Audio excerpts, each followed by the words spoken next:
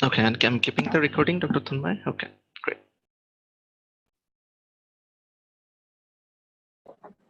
Yes, Bhaiya, just click it. I mean, record to the Zoom.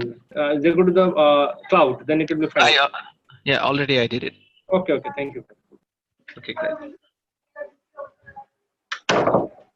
So everyone, like, as you can see, like, if you can see our screen, so I just want you to, respond with yes in that case, if you can see the screen actually. As you can see, like, in a little bit time left. Okay, fantastic.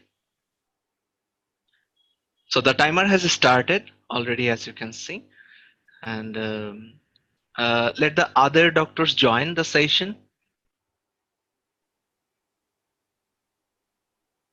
Okay, I can see a lot of familiar faces. Like many are related already. Okay, how are you, Dr. Fuad? Are you there? Okay.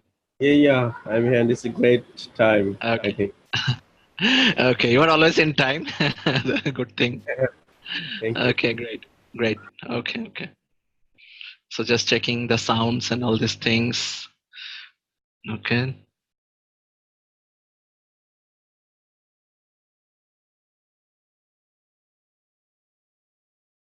Some other will join very shortly. As you can see, like I have started the timer, and other doctors will join so that they don't miss the session actually. So as you can see, 6 minutes left before starting the session.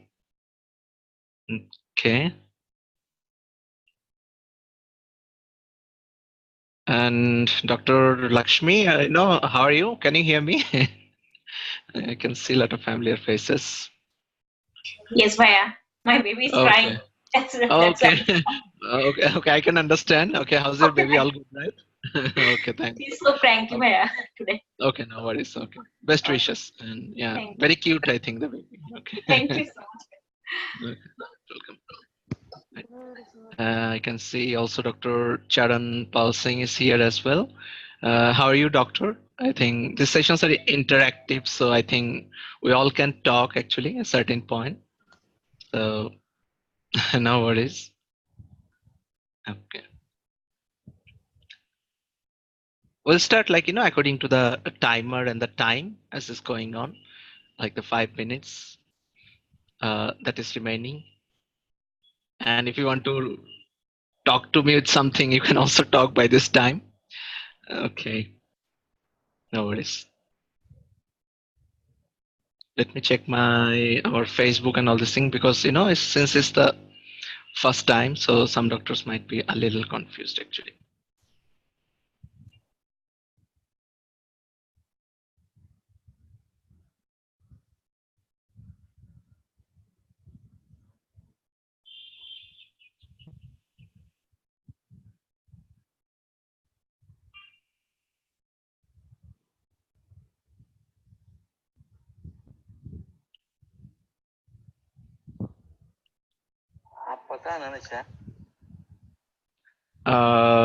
Someone's microphone is on, dear doctors. I think if you want to say something, you can tell. No worries.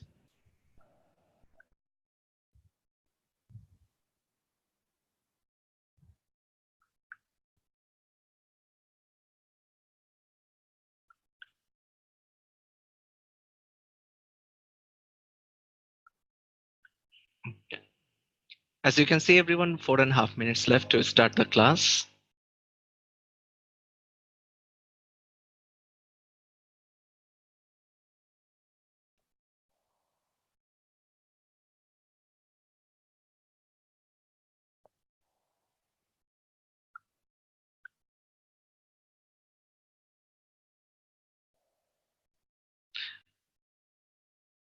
One more thing, when you click the link, if the Zoom you have never used, in that case, maybe you have to download the Zoom.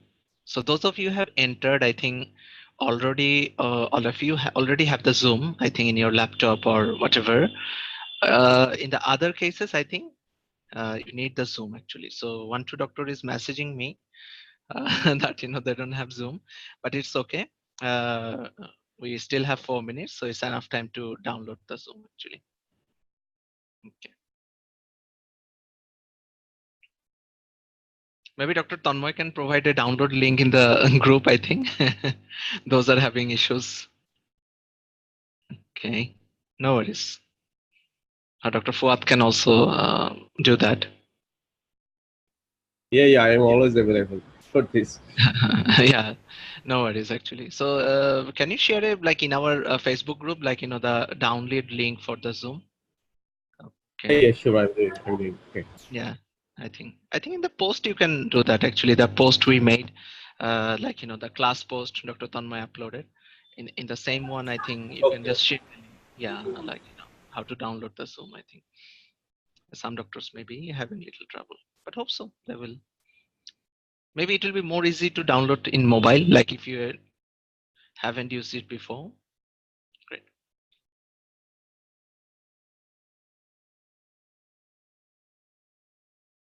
Okay, everyone, as you can see, 2.5 minutes left. So those of you who are joining for the first time and haven't write response with yes, like please try to respond with yes so that we know, like, you know, you are attending.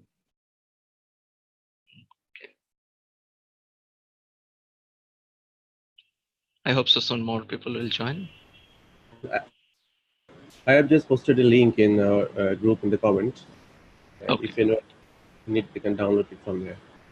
Okay, that is great. Thank you, doctor. Welcome.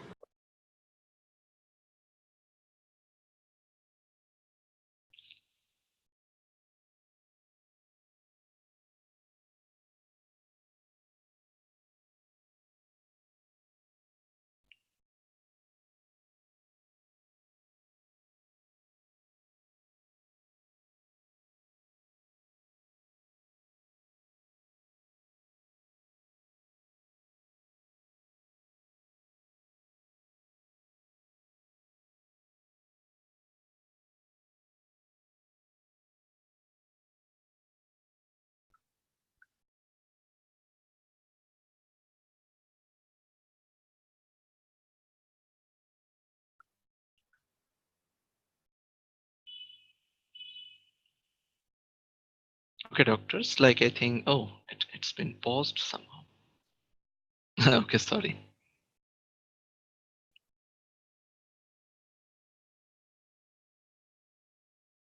No issues, doctors, like going to start very shortly.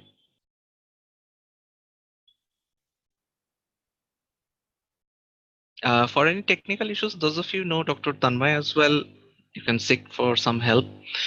Some doctor might ask for the Zoom meeting ID. So Zoom meeting ID, I think Dr. Tanmay can share as well. Like, you know, but you know, you can see this is the ID. I think here is the ID Zoom meeting.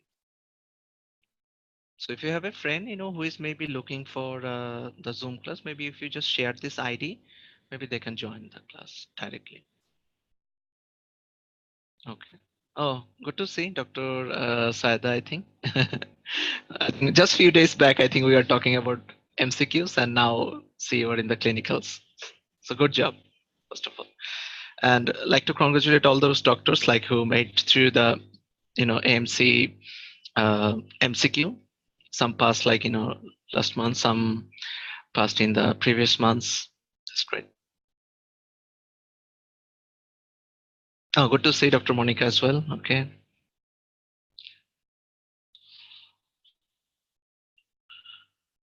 Okay, this is good.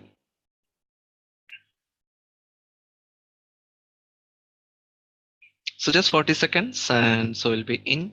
So if you have still any friends left, like you can, this is the Zoom ID, as you can see, this is the ID. You can just share this ID or share that Facebook link. I think we'll be all right actually.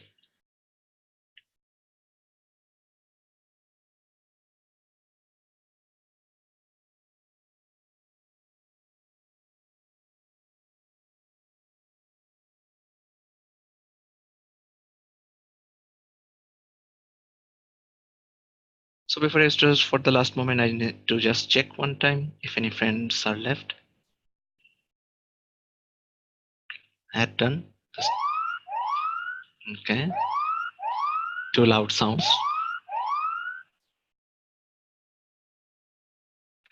Okay, that's nice, everyone. So I think let's start. I think today's MC that clinical session. I think I hope so you'll enjoy. Like I have try to arrange in such way like people would enjoy this particular thing.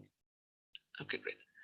Now like this is the first like we're telling it 2.0 because of certain reasons. Okay, and I hope so you all can clear the sounds and things are clear. And someone is trying to use the like this particular thing. So guys, try not to use your mouse or try not to draw. I think I don't know. Okay. Okay, good. Someone I think using their mouse actually and trying to draw something. Uh, not from Dr. Tanma's side, I hope so. Okay, not a problem. So, okay, I'm Dr. Shahriar, like, I'm a general practitioner and also, like, I work in the chest field as well, work with ICD-DRB and a trainer as well. And most people know me as, like, I run the medical academy, Shares Medical Academy. So, known for this particular thing, probably. Okay. Now, there's a one thing.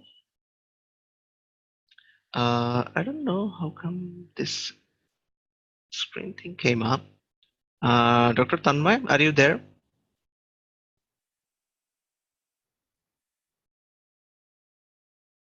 Okay, no issues. Yes, I can hear you. Okay. From where this two red mark came up, can you tell me?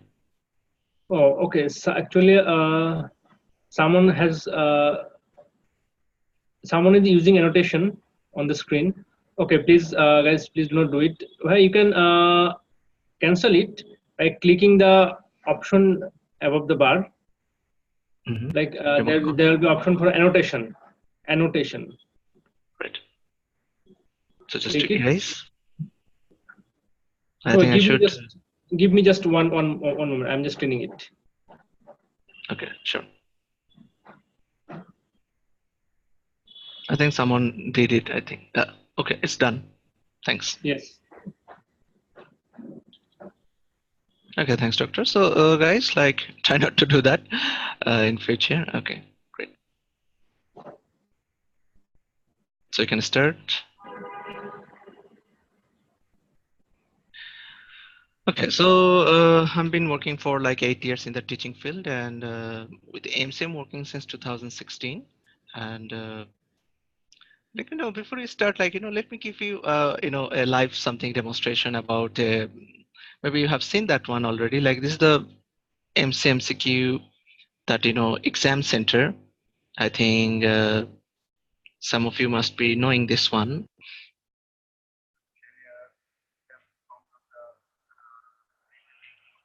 Is the videos are hearable when I play from the laptop, Dr. Tanmay? Okay. Yes, you can if you share your screen, you can play video from the laptop. No, like can you hear the sound? Like when I play it, like just check. No, I cannot hear the sound there. Okay, no problem.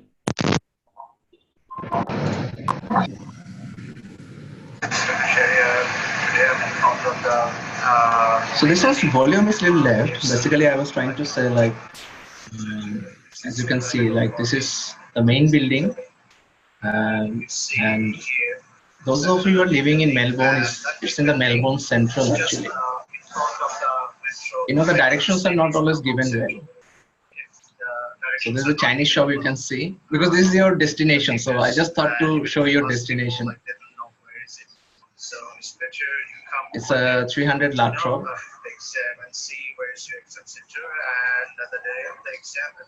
And you should try to come to the center one day prior to the exam. That would be good actually. Yeah, and this is the main building actually, as you can see. And behind it's written 300 that lateral. And very nice coffee shops out there. And it's in the 13 and 14 is one is for MCQ and one is for the clinical. So So you can just get there very easily. So I just thought to give you an idea because okay. So now one thing came out, that is what to do after the part one, because many of you just have been finished MC part one. Now two things popped up, I think, in front of you. Either go with the English test or either go with MC Clinical, all these things. So which one to do first? The clear-cut answer is, if you are going for job right now, then it is okay to go with MC, that one, like MC. Just a second. I hope so my sounds are clear, right? Doctors, sounds are fine. Yes. Okay, thank you for confirming. So just that the thing, like whether I should do the MC clinical right now or OAT. The answer is, if you have already 2 or 3 years of experience, then you just take 1 more month and finish the this OAT or PT, whatever you give. If you are residing in Australia, you already have the PR, or if you have some other security, in those cases OAT is recommended. Otherwise, I would recommend PTE, because PTE will give you, I think, for the job side as well as the immigration side actually. But just to tell you, whatever you do, the validity for that one is 2 years. For OAT, you have to get B. For PT, you have to get 6.5, and for the IELTS, you already know band 7 in each bands. Okay, so if you ask which one is tough, I think compared to other two, I think IELTS is a bit tougher actually. Most easiest one is OAT, I think I would say. Okay, so these particular things you should remember and consider. I found in my some last time when I was conducting the first batch for MC clinical, so many were studying for the OAT and they are taking too much time for OAT. So if you are actually going for OAT, like if you're finishing in 1 month, then I would recommend you to join me. Otherwise, if you're taking 2-3 months plan to finish OAT, then I would recommend you to join me or any of the centers a little later. While doing OAT, better you should not join something actually. And it's not like that important unless you are applying for job. It is only required when you're applying for job. Some people have in mind, okay, let's just finish the English test, maybe I'll get a job. In that way, you'll never get a job. You have to be straightforward and focused, like what you are going to do. Are you going to apply for the job, because it's a different thing, or are you going to apply for for the MC clinical right now? If MC clinical, go for clinical. If for job, then go for jobs. Okay, everything needs process, everything needs time to settle down. Okay, so OAT few things and materials I'll also share actually today after class, so that you can download. So those of you are planning for OAT, but I'm telling you, if you are not applying for job right now, better it will be a waste doing OAT right now.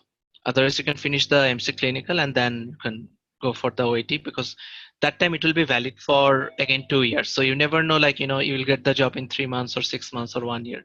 So if you do the OAT too early and it takes more time to finish the MC clinical, while applying the job, that validity of OAT or PT will be again gone. Okay, because you don't know how much time it will take for MC clinical. So if you are not applying for the job, this is why I'm highlighting this one, because I have seen some doctors doing this mistake. And sometimes it happen when you are studying for MCM. So you are also studying very well, like for 6 months, 7 months period, some studied for 4 months period. So from a high intensity study suddenly came down to a low intensity study, which is OAT, where 2 or 3 hours of study is enough in a day.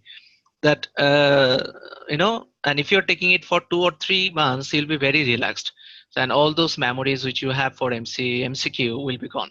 You should utilize it, like that MCQ knowledge you have.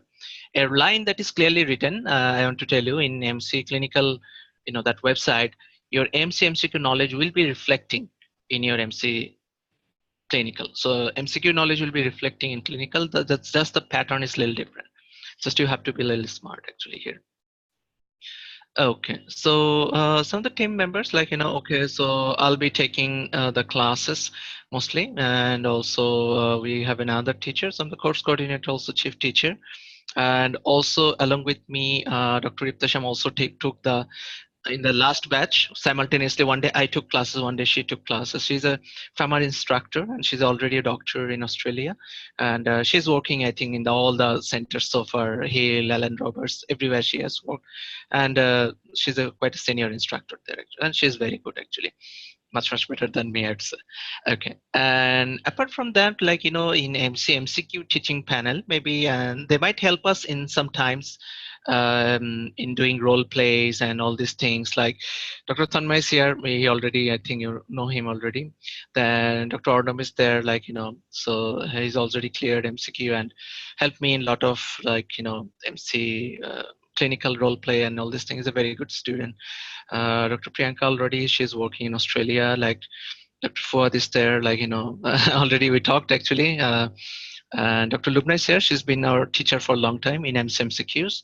And Dr. Kamruddin, I think like he does not need introduction. All of them know him. He also conducted few classes of us and also suggest us different thing in different time. He's a very nice person actually.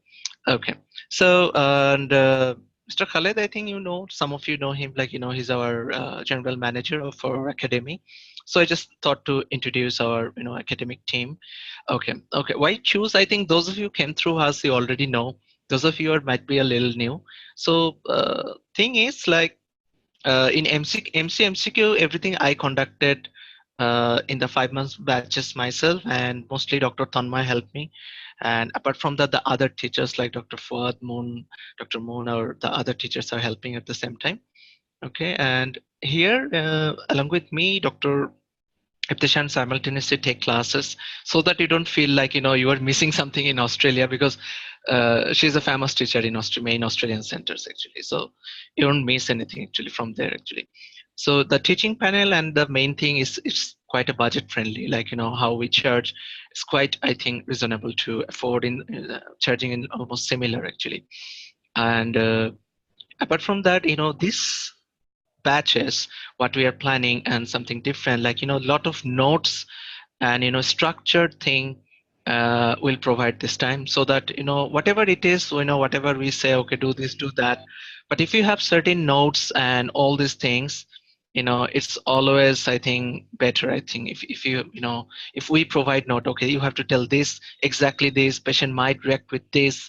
Okay, so if something is structured like this, it's very easy in that case actually. So even in Australia, in the centers, they don't provide in that way. You go, they just keep you writing all this thing all day, so no benefits. Better if things are scripted, I think it's always much better. I'll show you some demonstration how to do those scripts and all these things actually. Okay, so these are some of the things, and one more thing we are adding here. In the month of October, I'll be in Australia the whole month, October and half of November. So those of us joining in these batches, like they can also interact with us in Sydney and the Melbourne parts actually, because the whole October and half of November I'll be there actually. And those of you are here in the Dhaka center actually, so the office is always on, guys. You can come anytime and do the role plays and all these things. Apart from them, we will also do some role play over the online and all these things. So what do we usually do? We cover the basics as like in MCQ. Maybe that's the reason maybe you have seen, like in my center and the other centers, the passing rate is huge difference. Is the maybe the one reason, because I covered the basic. I don't leave the basic. So here people has the same thing, oh, do just recall and you will pass. It's always some basics are there in every exam. So I need to figure out that one. Here, the basic is mostly related to the Karen notes. I hope so. I'll show you the books very soon. But Karen notes, I hope so you have heard. Mostly all cases are given. You just need to figure out the things and make it structure by yourself actually. If you ask every teacher, if they said later, oh, I just did this coaching and lastly, I just practiced with my friend 1-2 months, this is a wrong thing they're saying. All of them, they did well, they read the Karen notes, believe me. So Karen notes, I also used to practice, like practice in front of mirror, practice with a friend. Like, so each of these cases, if it is possible, if you can practice in some way, it will be lovely actually. So you'll have a really good basic with the Karen notes actually, I would say. So Karen, don't leave the Karen actually. So this is fantastic one. Some people ask me one thing, what about the Wenzel note? The Wenzel note, the problem is more old. There are, I think, more cases there, and the cases are, less complete compared to the Karen. So I will highly recommend the Karen notes. That's like the same John Murtagh we used to use in AMC Clinical. Okay, now a question is coming, Dr. John Murtagh, we don't need it, right? It's not like we don't need it. We need it for certain portion. Like example, you must be reading the headache chapter, but first page you skipped that time. Why? There was a lot of question given. What are the question to ask from headache?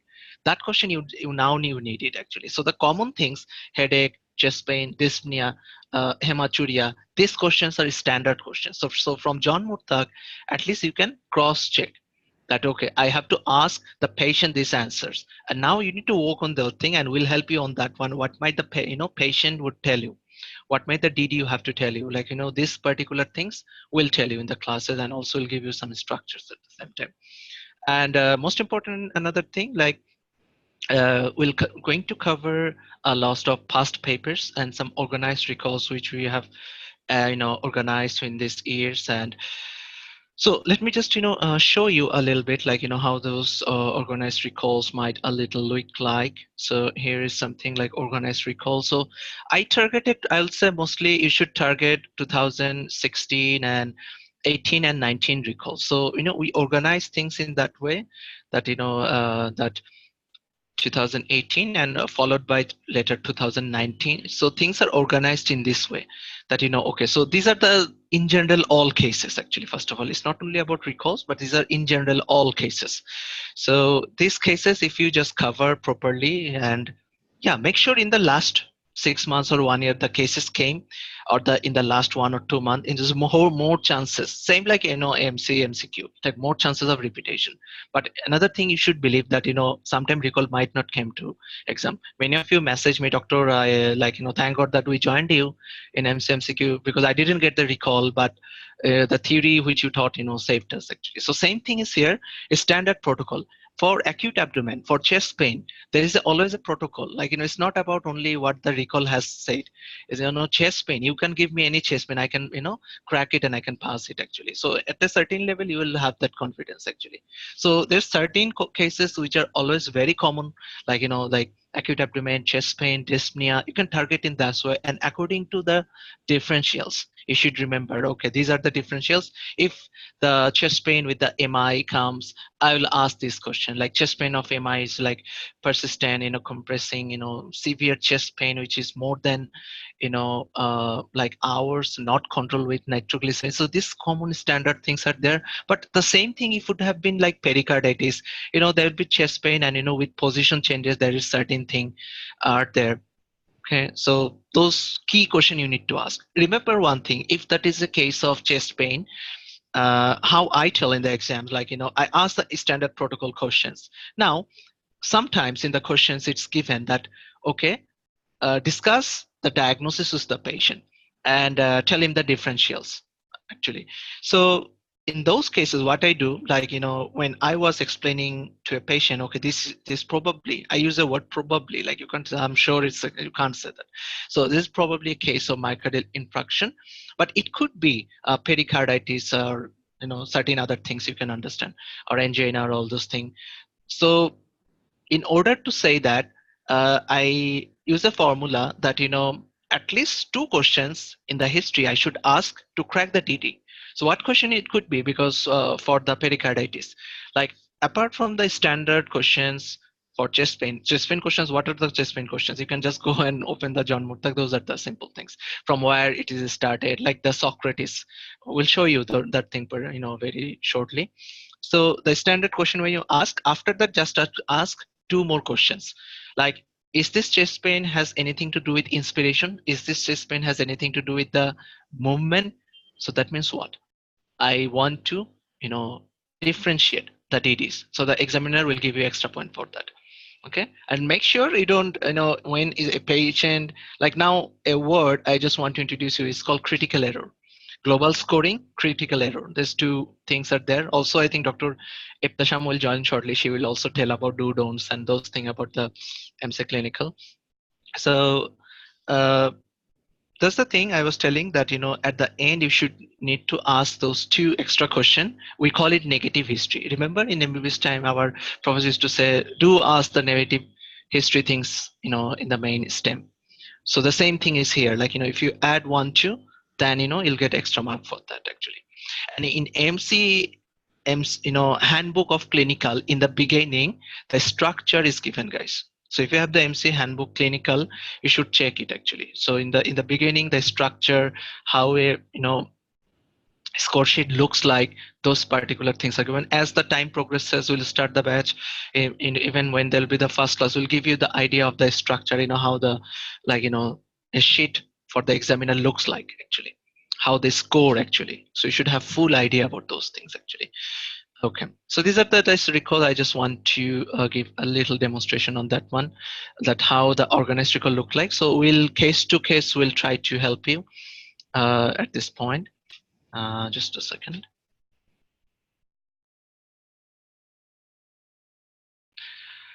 Okay. I hope so you're getting me, doctors. Like, it's always my duty to ask you, are you getting me so far? All good? Yes, it's nice. Okay. Okay, so far so good. Okay, just want to hear that things are fine actually. Yeah, because it is said in the stage performer, like, because now I'm a teacher, like, there was a time I used to be stage performer. So one thing, it was very common, you have to engage with your audience actually, first of all. So so that's a part of thing, you need to engage first of all. So great. So feel free to ask, like, if something you want to ask me in so feel free to ask. And also at the end, we'll also arrange a question answer session, so we'll help you. Okay. So how's the classes are taken? And will I get the recording in listening class? Yes, you will get the recording. Classes we take by Zoom or Skype. Mostly we're going to use the Zoom actually, because in Zoom we can keep the recording very easily actually. And some of the basic things I might use the Facebook Live media, just some of the basics actually. Okay, so 80% all the classes are through the Zoom. So now, like, English test and introduction. English test I'll talk about at the end a bit. Um, there are some myths about AMC Clinical. Let me tell you those things. Okay. What about handbook? Yes, of course, doctor. All cases. Say what did you did in the MC? I'm sure you did all the cases. And the problem is here. The very less resources. In MCQ. Sorry, in MC Clinical, no one has came up with more books and all these things. So very less. So soon I think things would be more structured when we'll come up with notes, recalls, books, and all these things. But handbook is must. That will guide you. But one more thing, you will be confused with handbook. The cases looks very long. So now the question is this original cases are this long? I have to tell. Answer is no. The answer is whatever you will be asked, you'll be given a scenario, 2 minutes outside. Then your task is give a diagnosis, uh, discuss the diagnosis, and give the differentials, and take proper history. The things that would be told, only you have to perform up to that level. If management is not given, you don't need to talk about the management. You just give the diagnosis and the differentials and take the history. Some of the cases, okay, this is a patient with a knee pain, just go and examine the knee. So certain cases are also like this actually. Nowadays the pattern is the management are getting less. Okay. Also a good news, like, if anyone does anyone knows how many stations you have to pass, like, if I give a little idea about this station, total station number, anyone? 16 and 16. 2 pilot stations. What if I say 20? Oh yeah. It's okay for a rest No, station. roughly I'm telling. Out of them, rest station. Yeah. You need There are little 20. rest, right? Yeah, There are 20 for 20 and yes, 2 are pilot, 4 rest stations, and exactly. we are And left with 14, and we that is have the to reason. pass 10 stations. Yes, that is the reason the results come like this. Some people 14 by 13, 14 by 12, 14 by 11. Okay, 14 by 10, 14 by 9. Now you tell me which one is fail out of them. It's 9 out of 14 is fail. Yeah, Because yeah. nowadays they have finished the retest. Yes. Passing is Previously, 10 out of 14. yeah. Previously, they used to say this was retest, but now the particular thing is gone. So now you don't need to, in the AMC Clinical exclusive group, the certain things are there that retest recalls. Like now you don't need it actually. The retest thing. So retest is gone actually, withdrawn actually. So this is out. So now for out of this, and why 14? So what is the other two station? Those two, you remember in MCMCQ there was 30 used to be pilot questions. So here two pilot station, and we don't know which two. And let's just assume the tougher ones are the pilot. I don't know what is the weird thing they do. Why pilot thing they bring out? Yeah. Yeah, still, those are left, those are old members. Not for you. Not for you. Yeah. Okay. So these are the basic ideas. And when you entered in the exam hall, in total, how many minutes? 10 minutes. Anyone knows out of this 10 minute, how many is minutes are outside and how many minutes inside? 2 minutes outside for the scenario and 8 inside the room. Yes, 8 inside the room. So that's the basic thing. Okay, someone asked, what is a rest station? Rest stations means, doctor, you will be you'll go to a station and there is you don't have to do anything actually, just sit quiet, okay, and just pray at the same time. Okay, so that's the thing. So 2 minute, 8 minute. That's the thing. Okay. And one tip, guys, before entering the hall and those things, make sure you go to toilet. Actually, already you are in a lot pressure. So some people, this is very common scenario. It's not a less stations, like 20 stations each are 10 minutes, and in first few stations you'll be very panicked. And thing is, with panic, what happened? A bladder start fill up actually. So it's better you do all these things early actually, guys. Just a tip actually. Okay. One more thing. If someone fail in exam, then next time how many station we have to face in re-exam? Re-exam thing now, doctor, the things are going up. The thing you were saying, the retest. That's the concept of retest. Now that is quite out. So the thing is, you have to pass 14 in 10 station out of this 14. Otherwise, you have to take the whole everything. Okay. That's the thing. Okay. Now the thing is gone actually. Previously, if 14 by 10, you have to retake it actually. So that's the thing was there. Now we don't need to discuss even that thing, because if 14 by 9, you have to take the exam again. Okay. So that's the problem now. Okay. So these are the particular things, and 2 minute the outside, this particular one thing, for me it's very important, these 2 minutes, to be honest.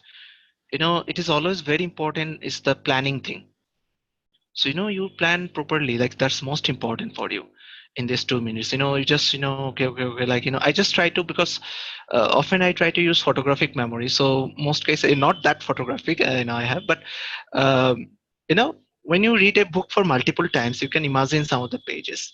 So when you just got a case, and if it's about chest pain, you just try to imagine, okay, do I know this case? Do I know this thing? I know. You just try to imagine the whole scenario one time. But first thing, you make a diagnosis properly. If you haven't made the diagnosis, first make the diagnosis first, then start imagining about all this thing. Some cases, the cases are so small, you don't make a diagnosis. Rather than you just know that, okay, it's a chest pain. When I will enter in the room, then I will ask the patient, then I will get to know what it is. If it is given, someone just came with a chest pain for last 1 hour and is waiting for you in the ER, and you just enter and take the proper history and give a management. So now how do I know, is it a chest pain or is it angina, is it a pericarditis, what is it? Now I have to enter with all the chest pain informations I have. I'll start answering. And if my patient says, oh, okay, compressing chest pain, not relieving with drug, radiating, okay, all this thing, when they will say those things and previous history of some hyperlipidemia and all these things, then your diagnosis is going towards the MI actually. So few things you'll get to know outside, few things. When you will go inside, then you'll know. The expert people says that, try not to make the diagnosis prior, because often inside the room, when you talk to the patient, they will give the information and you have to change it accordingly. But so if you just, totally make the diagnosis, sometime when you will go to the room, your idea about outside and inside might contradict and you will be confused in the room. Okay, so that's the thing. Get idea, but don't always believe that's the correct, because main thing is depending on the patient. Okay, and there'll be examiner, and when you will enter the room, like this play sound, then you'll enter, then ID check. After ID checking, then all you have to do, that's hand wash your hands, and this is like the examiner will tell, like this is a patient Paul, like you can proceed, then just proceed. Very simple. Now, um, there's a thing we're going to do, like we already told theory, recall, role play, live demonstration we'll try to give, like even today actually. So let's just see, and feedback is important. We also try to give you feedback. At physical examination, there's a separate one, special session in Dhaka and Australia based. We'll conduct that one. Okay, now let's come to the main thing. Things were previously were appetizer, and now let's get into the main courses actually. Okay, so guys, before I proceed, like I just want to ask you, can you hear me properly? Yes, Or sir. Yeah, okay, we can hear you properly. just okay. Are you getting me? Like the next question. Yeah, absolutely. Thank you. Okay, thank you, doctor. Yes. Okay. Now, books to cover. Previously, the John Murtak is our main book, always been. Now, make this one your main book. Karen notes. Uh, Believe me one thing, guys, what people will tell you, you start with this one. And start practicing, just take a study partner. No matter you join me, or no matter you join some other wherever you go, just believe one thing, this Karen notes will, make your performance, a double or triple time high if you practice case by case with a friend. Now, is it enough, Karen? My answer is no in some cases, because some of the histories are not exactly the same, or maybe more points you need actually. So that particular things you need to correct it, and that particular thing we also tell in the classes. Okay, this part please do correct it, this part need to correct it. So those things you need to correct it a little bit. Okay, or maybe you need to add some extra points actually. Especially I tell you what things are not given in Karen, like the DD type question. Like example, in the chest pain, what I told you earlier, all question you will find about the chest pain in Karen notes. But the question I said, like, okay, do you feel more pain, like, during inspiration? Is this pain is changing with the position change? That two question is not given in the Karen, unfortunately. So now what I said, like, that to DD, to negative history, that particular thing, you need to reconsider. Okay. So this is something important. You need to remember this DD and particular this thing. Some cases you have to exactly tell the DD. Some cases you don't have to tell the DD to the patients. Okay. So I practice in such way. I will tell the patient diagnosis. I will tell the patient DD. Okay. That's how actually I practice my cases actually, like when I was doing, because if you don't practice with DD in the main exam, when you will go, you might forget to tell the patient the DD. The number one reason for me, I think I saw people failed, is first of all poor English. Poor English, it does not mean you can't talk, or not that one. In particular time, like you see, I have a certain control over my voice. I can speed it up, I can even speed it down, I can go it very slow, like anyway I can do it actually. So I can manage to finish things in 6 minutes, no matter the audience might hear or might not hear. So if you are running a little short of time, the question is whether you can speak up more quickly. That's very important actually, because many times how you calculate the history, the some patient always try to waste some of your time in the history. So you have to be very calculative, while taking the history. So after the history part, then you come to the physical examination, investigation, and all these things. There is a big part. We ask things in like things to examiner. Dear examiner, do I know, may I know the physical examination finding of this patient? Such a weird thing, actually. This is supposed to be with the patient, isn't it? Like, if is it real, but because they couldn't manage the real patients, and that is the reason you have to ask the, physical examination finding to the examiner. So examiner will tell, okay, what do you want to know? And now you will tell, okay, so I want to know about the general appearance. Examiner will tell, what do you want to know? So and to know, like, so there's a mnemonic we use, pickle. I'll give the mnemonic today, okay? There's a mnemonic. Pick. Anyone know what pickle stand for? We started with pallot, that one. Anyone knows about this one? Pickle? No one? It's pallor, icterus, cyanosis, cubbing, That lymphadenopathy, edema. Edema. So that means this is a famous thing here. This pickle we always try to ask in the general examination. General examination, see, when we read in MBBS, we read 24 points. Okay, we used to write this thing also in the long cases. But now you don't have to ask everything unless it's very significant. But the pickle thing, we always ask the examiner. Okay, pickle, so edema and also dehydration. Like dehydration status is better to say. So pickled, I would just say. Okay, because if it's a pediatric cases, often they are dehydrated, so just be in safe side. I always say this thing, be in safe side. So that pickled, I just love it to say. Okay, so this one, just remember in the general examination. Now come the systemic examination. So how to tackle the systemic examination? Do I have to tell in this way, like how we used to do in the med school, like respiratory, there is inspection, then palpation, percussion, auscultation?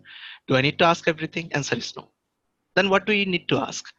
So we need to ask only, like, if it's not a respiratory system case, like example, if it is the asthma COPD, then ask more systemic things, from respiratory. Otherwise, what we should ask? May I know the, respiratory rate? Respiratory rate, it eventually comes in vital. Apart from pickle, we ask the vital quickly. Is my patient is vitally stable? So they quickly say stable, actually. And if chest pain type of cases, or whenever we enter, we ask the patient, is my patient is vitally stable? They will tell it, like, examiner will tell you stable or not. Anyway, so after the general appearance, then the systemic thing came. In the systemic, if it's a respiratory system, you at least have to ask about the auscultatory finding. Okay. So, or if it's more about the respiratory system, then ask all the general things. So at least respiratory finding, respiratory rate, these things separately ask. From the cardiac side, at least try to ask the auscultation. May I know the auscultation finding, any added sound, any murmur? In respiratory, also do the same thing. May I know the auscultatory finding, what's the, how's the breath sound? Is there any added sound? See, it is not taking that time. It's taking very small time. So when you practice with a friend, you just go like a roller coaster. Okay. So these are the things. Same goes with the GIT. Some just ordinary things, any organomegaly, any temperature, tenderness, all these things. So organomegaly, like deep palpation, organs are covered. And don't forget to ask about the hernial orifice in case of the adults. And don't forget to ask about the bowel sound. Very important. Bowel sound, if you miss, could be a critical error. Someone's microphone is on. Please make sure it's turned off when I was talking. I appreciate that. If you can check the microphones one time. Okay. So these are the system things, like the 4 major system, including the nervous and all this thing. Certain thing you need to ask, actually. So after this thing, so cranial nerve, is there any motor, sensory? So just few things you just need to ask from every system. So quickly, then just turn back and also ask about the investigation. In investigation, 2 things that always we need to ask in MC Clinical. One, that is office test. One, the urine dipstick. These 2 things we always ask, no matter what other things you are going to do. Dear examiner, do I have any office test available? Do I have any urine dipstick available? Okay. What is office test? I will upload after the class. What is office test is actually, it's a branch of test actually altogether called office test actually. Now, if it's a Kawasaki disease example, apart from this office test and urine dipstick, can anyone tell me one particular thing I need to ask And what is that one? One or two, I think I should say. I think you just have come through the MCMCQ, should know that one. Apart from the echo, good.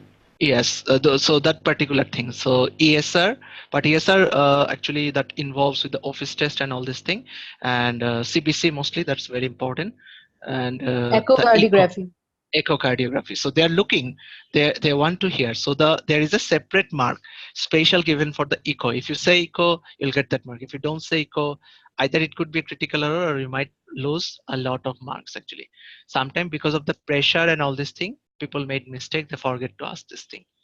Okay, then if managements are given in the question, only tell the management, others don't tell the management. Okay, so just be careful about that thing. If management mention, also give the management to the patient, then only give the management, otherwise not. Okay, so we'll come to that part like later again. We'll show you cases. So current note that I was saying, must read it. Handbook. Okay, now as I said, what I found in the handbook, 2 or 3 pages long, one case. I'm sure you must noticed, Dr. Fuad, if I ask you, have you opened that book yet? Yeah, MC once. Yes. Once upon a time. And how do you feel? Like, do you think in 8 minutes it is possible to finish that one? Quite impossible, very long. Yeah, like, some of the cases, especially quite impossible looks like. Actually, the original scenario is not that long actually. So they also made that book for the concept. So I just thought to tell you, don't get scared by seeing that. Your original saying and the patient answering, things would be much different because you might be asked only to give diagnosis and the differentials maximum. Okay, so that's the particular thing you need to understand. But for the concept, you need to read the handbook. There's very nice cases out there, like there's an asthma case, asthma action plan. So there's a lot of nice cases out there actually. Okay, so we'll try to use them simultaneously. In AMC MCQ, we don't have to teach that much, that AMC, like that blue book we call it actually, but here we have to taught few things actually from there as well. Okay, now the recall scenario. Recall are always, I said one thing, recalls are somewhere related to this agitated psychotic recallers are always there. They just came back from the exam hall, they did to memorize. But here you have a good news, because the scenarios are not that long like MCMCQ. Most of the cases came out actually properly. So most of the things you will find in the AMC Clinical exclusive group. Okay, so that's the main group, same like the Ahmed or Shahriar MC guideline group, where big storage things are there. So you can say like the MC Clinical exclusive is more compared to like Ahmed actually. So a lot of things, but one thing you might not find that kind of discussion. Maybe you are the one who will start more regular discussion on that group actually. Here, only thing you will find, someone is passing the exam and just uploading the file. Unfortunately, they're not doing discussion.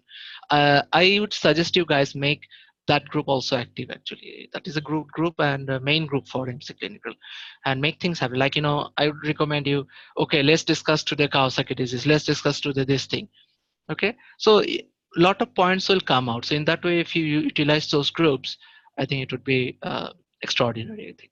Okay, so this is the recall part that gone, like, where to find recall. MC Clinical exclusive, all recalls are there, but thing is you need to read things and utilize things by your own proper way. And now come one thing that is we call the role play. Role play, we are here to also demonstrate all of you today, like especially like before going into the role play, there's a part physical examination. 3 or 4 stations are related to physical examination and you have to perform it. Example, acute abdomen. Yesterday I was talking to one of the friend who just appeared in exam last month. His result is about to come. So he was telling that he got acute abdomen, he got knee examination. So there's certain things out there actually which you need to do always, and there is a list of physical examination. Okay, so which books to use? McLeod's, then Sushan, Taylor O'Connor. In MC Clinical, many people will suggest you Telly O'Connor. It's a popular book, but to be honest, if you ask me, I didn't use that wasn't that much, because I'm been a clinical instructor like for like 8 years. So clinically things were not that tough for me. I was comfortable with McClure's because from MBBS time I was reading it. Then I was, medical teacher in internal medicine field, so I have to taught my students even from that, McClure's, and have to perform in that way. So the one which you are familiar with is always good, that you should use it. Along with that, no one is telling that you should not use Tele or Connor and other books. So the one which you are familiar before must keep it nearby. Example, while I was reading for MCMCQ, because I did my FCPS before I doing the MCMCQ, so I was always keeping the Davidson on near to my all systems actually, because that book is familiar. I read 13-14 times for FCPS. So that's the thing I was telling. If you're familiar with McClure's, like, do keep that one always open, like in front of you. And McClure's has already been updated a lot actually, compared to if you have read it in 6 years, 7 years back. It has been updated a lot, and it also has videos nowadays. Okay, so that's the interesting thing. Now, okay, anything to ask now? I think I should engage my audience and ask few things. Doctor, things are okay so far? Do you need to ask me something here? I can then tell, and then I can move forward. How many months course is it? Oh, okay. 4 months, doctor, actually.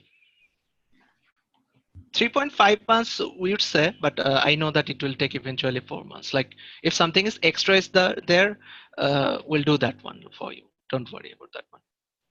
The course outline will give you. Don't worry, after today's class, course outline or the things will give. Like I just thought like not to ask about that one actually. So it will take 4 months. So maybe you can expect at the end of this year. But if your exam is before that, I would recommend not to join me actually in that case. Only if you have exam in November or December, especially in December, then it will be okay to joining. Yeah. Okay. Anything, doctors? Anything you want to ask? Sir, will it be an online course?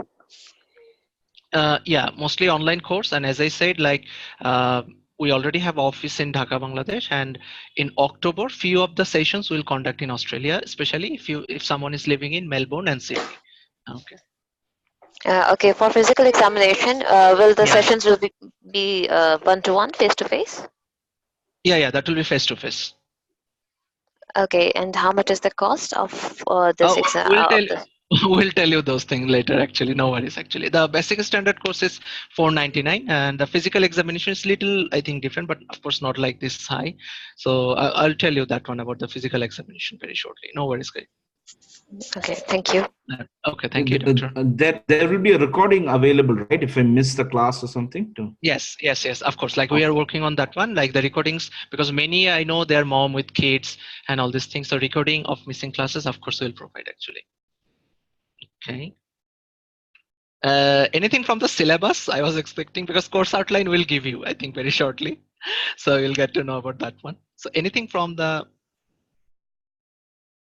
what time? Oh, now we'll take classes will take, standard is 2 days. If we feel extra class needed, then we'll take another extra class. So we'll give you standard 2 days, 3 hours classes, how we conduct in MCMCQ. So because see, in Australia, there are courses which are 1 month, but in 1 month they finish everything. But I personally believe, which I taught, and if I don't get the feedback, so it's of no benefit. So that's why all the courses always I design is either 4 months, 5 months, and that's how the result came, or the feedback came more good actually. That is the only reason my courses are 4 months or like that. Okay. Any more questions, doctors? Dr. Fuad, anything from the MC Clinical, like exam or all this thing? No, you explained everything very nicely. Okay, now more things are coming. Don't worry, more things are coming up. Actually, no worries. I'll show those things. Well, so far, anything anyone misses, I just want to ask actually. Is there a recording available of this class, because I missed most of it? Oh, later we'll consider uploading. Yeah, recording available. As you can see, we're keeping recording. Later we can provide. No worries. But right now we are not uploading actually. Maybe in future we'll upload this one in YouTube. Yep. No worries. Okay. Dr. Shahriar, do we have a mock test? Yeah, we with have with this course, one mock test is included. In this course, one mock test that is included actually. Yeah, like see, role play even in the classes, see, these are interactive. So I'll show you very shortly how to do a role play. So those role play and practices you can do in every classes. In every classes at the end, I'll ask 2-3 doctors, please come and do step forward and do role play and all this thing.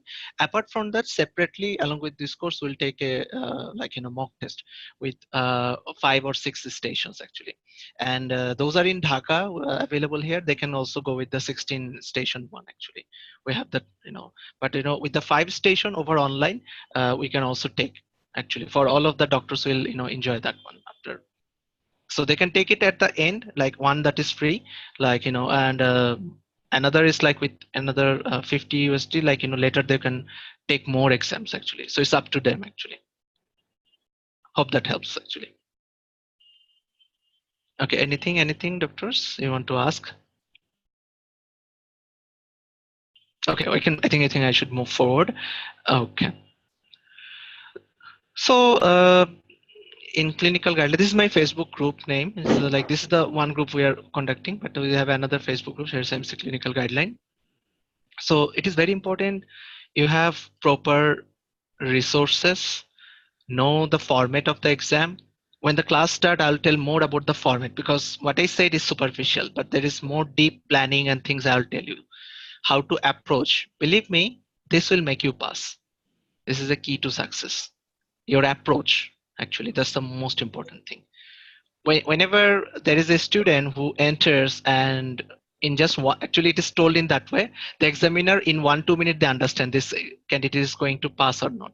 So it's all about the approach actually always. And yes, as I said, fluency. It's not about the English. Like all of you know good English, I know, but it's about the fluency. So from now on, practice with your voice. Those of you who have been through your teaching field a little bit, they have a certain control over the voice. If you're in teaching field for a long time, you have very good control, surely. So you need to control and you need to set up with timer.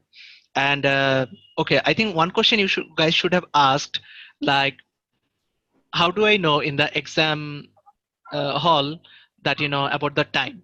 Isn't it a good, interesting question? What do you think? That's Yes. always an interesting question. And there's no way. The watches and everything is taken, and there is no clock or something actually. So that means they want to see, like how good you are without watches and those things. Okay, so this is a very important thing I just wanted to mention. So that is the reason I'm telling the insensible management of your time, that is important, because there's no watch first of all, and secondly there's no clock. So you have to be very careful. Okay, so only thing you understand is the bell is ringing, you are entering, bell is ringing, you're going outside, like it's like that. Okay, someone's microphone is on. Can you take care of that one? Someone's if anyone can check their microphone, because I can hear some poop poop. Okay, but looks fine, I think. So the fluency I was taking, doorway info. The doorway info means, as I said, there'll be a scenario given, and case opening up to case closure. Everything has points. How you went there, how you approach. Hey, this is Dr. Shahriar, I'm the junior doctor of this hospital. How may I address you? So when you just do this in a just smiling face, so you'll get the point actually. And the examiner from the side, he's watching everything. So are you doing it like a robot, or are you doing it in normal way? And then just reassure the patient. If at any point, if you feel any pain or any discomfort, please do feel free to tell me, and I'll just stop. So when you say that, more points. So every steps has certain points. Okay, and also you close your case. Many people forgot that one. That like bell rang and they just have to go out. That means you lost your points for case closure. So that many people don't realize that one. Yeah, of course. Books I'll provide online. No worries, no issues. Okay, and the time management. Like this is the thing. So approach and the time management. Just two very important thing. Okay. About books I already told. I think books I already told. Karen, this one, MC Handbook, Wenzel notes. These are the general notes, and along with the classes, a lot of things, case to case, I will provide all these things. And In the next page, I will demonstrate you about the physical examination, some of the books.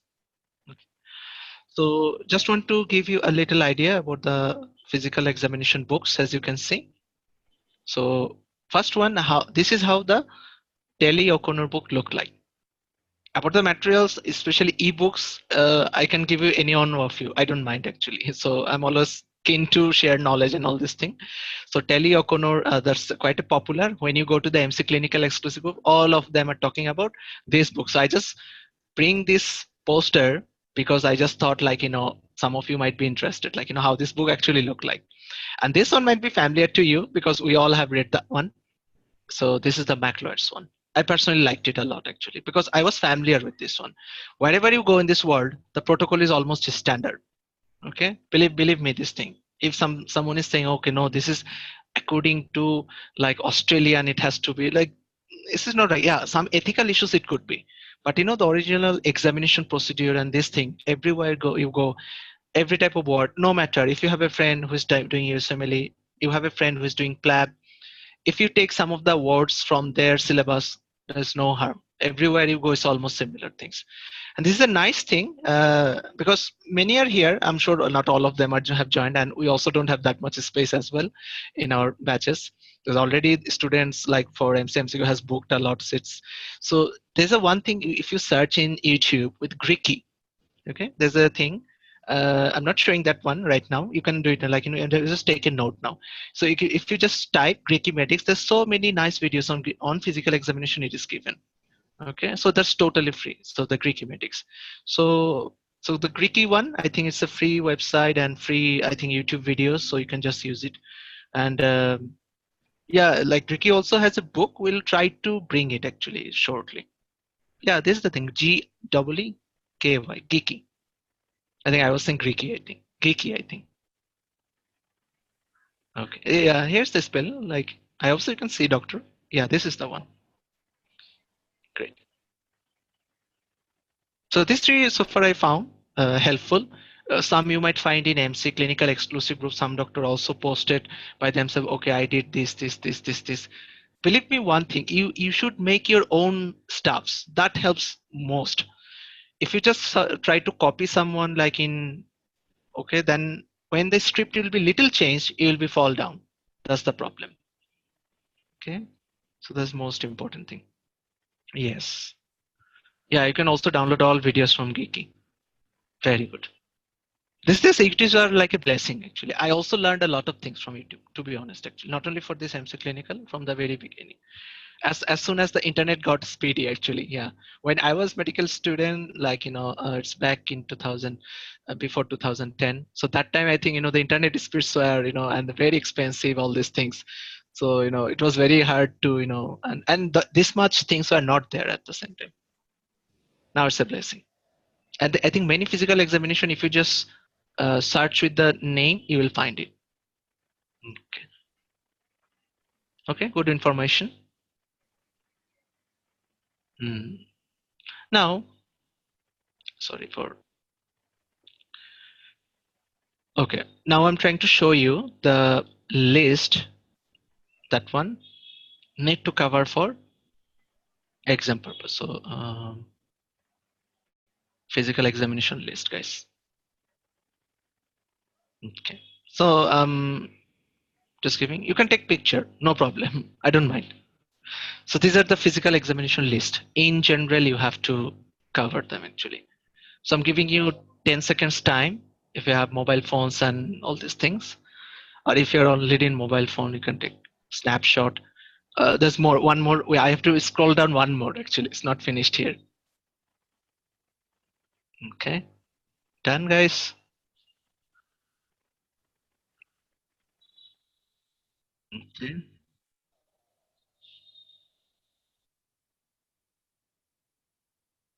Yeah. Take more picture.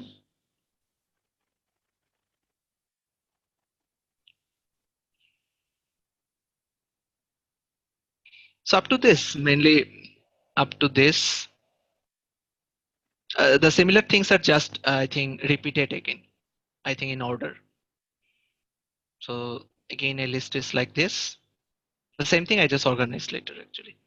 So 1 to 11, then 12 to 34. This is all list. Sometimes you can skip 1, 2, or maybe something like that. But these are in generally so far we have noticed in last 3 years the physical examination. I always say one thing: we should know our target. Like what are the things? If you get a time, at least do one time. It's not a harm of doing or practicing one test. But what if it accidentally comes in your exam? Then you'll be in trouble if you never had done it. Like few things are very common, like neurological motor examination, uh, acute abdomen, appendicitis things, knee joint examination, ankle joint examination, cervical, reticulopathy, varicose vein. Like there's certain things, knee, ankle, and this thing you need to see. Okay, more list. I'm just showing the list. For guys, for pediatrics, just one exam, and even sometime it hardly came as a newborn examination only. So I just thought to give you this specific information. You might be confused. Okay, small babies, what to do? Is it a dummy given or is it a real baby given? No real baby given. First of all, let me tell you, only thing that will be given is like some kind of doll or mannequin, you can say, and you just need to examine that one actually. But I think it does not appear that much actually these days. Okay, so last part. This is the thing. Yeah, breast examination, gynecomastia. Yeah, tested even last month. Scrotal examination, dummy given. Of course, not scrotum won't be given. Dummy will be given. Alcoholic neuropathy, very very important. The neurological, all those things you have to do. Cranial nerve, all you have to do. MMSC, must for dementia patient. So thing is, somehow somewhere you have seen this. A fundal height measurement. Okay, this last month I was talking about that friend. He also got the fundal height measurement. Okay, so these are the certain things you just need to consider. Oh, okay, great. Then it came actually. So I just thought like, this one, I think last month then came again actually. Before that, I think it was not coming. I think last month came again. Very good. So these are the list which I was talking about, and let's just go to the, so show the list. So you should know the target. So in this 4 months, you have to do these examinations. And many I found, it is also common if you can remember during MBBS time that, we always have some laziness in performing physical examination. But believe me one thing, this is the most easiest thing, because if from the very beginning, if you know the physical examination things, that means you're confident on the 3 or 4 stations. No, at least this 3 or 4, I will make it, rather than at another scenario at the end you can be confused. What is the common scenario? People join in different academies and all this thing. Physical examination hardly they do in everywhere in so details actually. So in physical examination is mostly about you to perform. So what we have planned, like, we'll try to show the maximum physical examination, not like in just 2 days, like 3-4 days, whatever it takes, we'll try to do that, because there's a lot of physical examinations. So, and you should be very confident in performing the physical examination, so that these 3 or 4 station you should not miss. In fact, like, it should be an easy thing, physical examination actually. That means it's a known thing. Okay, knee joint examination, why I should fail on knee joint examination? So it should be as clear as like that. Okay, so physical examination, as I designed in this way, that those are in Dhaka here, actually they can easily do here. And since I'll be in October, November time in Sydney, Melbourne, so because most of our candidates from that side, they can also do in some of the places with us. Okay, someone's microphone is consistently creating sound. I think a new person using Zoom sometimes happen. Guys, you can also check whose microphone is on. I think sometime came out. Okay, I think it's fine now.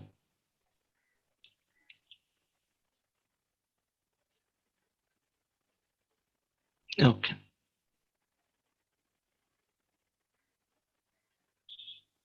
Now, talking about a very important thing, role play.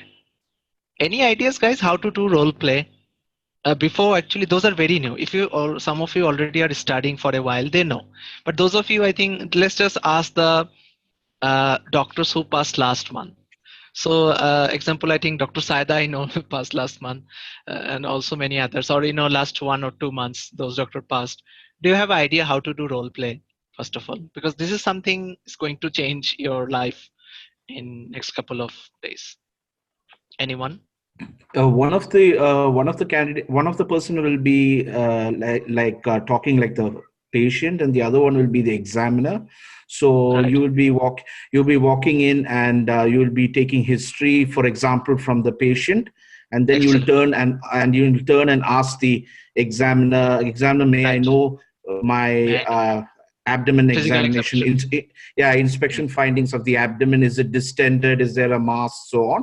And then Right. he gives feedback. Exactly. And then when you ask the candidate, I mean, you ask the patient, you're not supposed to use medical terms. That's one thing I learned. So for example, you say, do you have sugar in your blood rather than diabetes, and so on. So this is kind of an idea. I did a couple of recalls, so that's what I learned actually. Yeah. Excellent. Like, actually, you have full idea. Thank you for explaining. I was supposed to explain, but you explained in very nice way. Very good. So the role play means, actually, because some people might get confused, what is role play? Because a few things I said, those are also a part of role play. So role play, this particular thing is, if you're counting that one in exam hall, that means, when you are outside 2 minutes, then you are inside. And a dummy patient who is sitting, he's the role player, and he's given or she is given some instructions prior. The doctor will come and they will tell, and they're very good actors, I'm telling you. Okay. Some start crying, actually. There's a one I got, just suddenly start weeping, actually. Yeah. So I was quite ready for that one, that, sometimes also angry patients were there, actually. So this angry patient or either weeping patient, like, they want to see how you tackle, because, some of the doctors are very light-hearted. Suddenly, if someone is shouted in the hall, and they get also scared, actually. So they just wanted to see whether you were calm in the situation, or you were telling in nice way, doctor, please calm down, thing happens in life, like, or whether you were the one who start shouting, or doing some weird things, actually. So because in those cases, these are very difficult, they don't want to listen till the end. You will also get cases like that at the end. Even you might not even perform property things. Throughout they're doing things like that. Okay. So, but still you can pass. If your approach is fine. That's the reason I said approach. If approach is fine, half of the pass is already there, actually. Okay. So that's the role play. Another thing, like for practice role play, we said it like, say you are two or three friends. Like, you can do it face to face, or you can do over online by calling each other. Face to face is always more effective, maybe because you can see the eyes, and you can also see the interaction at the same time. And over online, via, often people do by Skype or Zoom, whatever. Skype is more easy. Messenger you can do. I would recommend, you can, if you do that, do by video calling, actually, by seeing each other's face, actually, the other is doing things in proper way or not. So you can also do that particular things in that particular way. So that will be fine. And just call, and some other might show a case for 2 minutes, and the other start answering. So in that way, so I'm saying a dedicated study partner. Your dedicated study partner is your role player. So that is the most important thing. So practice properly, and about the original role play, so that you can tackle the original role player. You do role play to tackle the original role player, actually. That's the thing.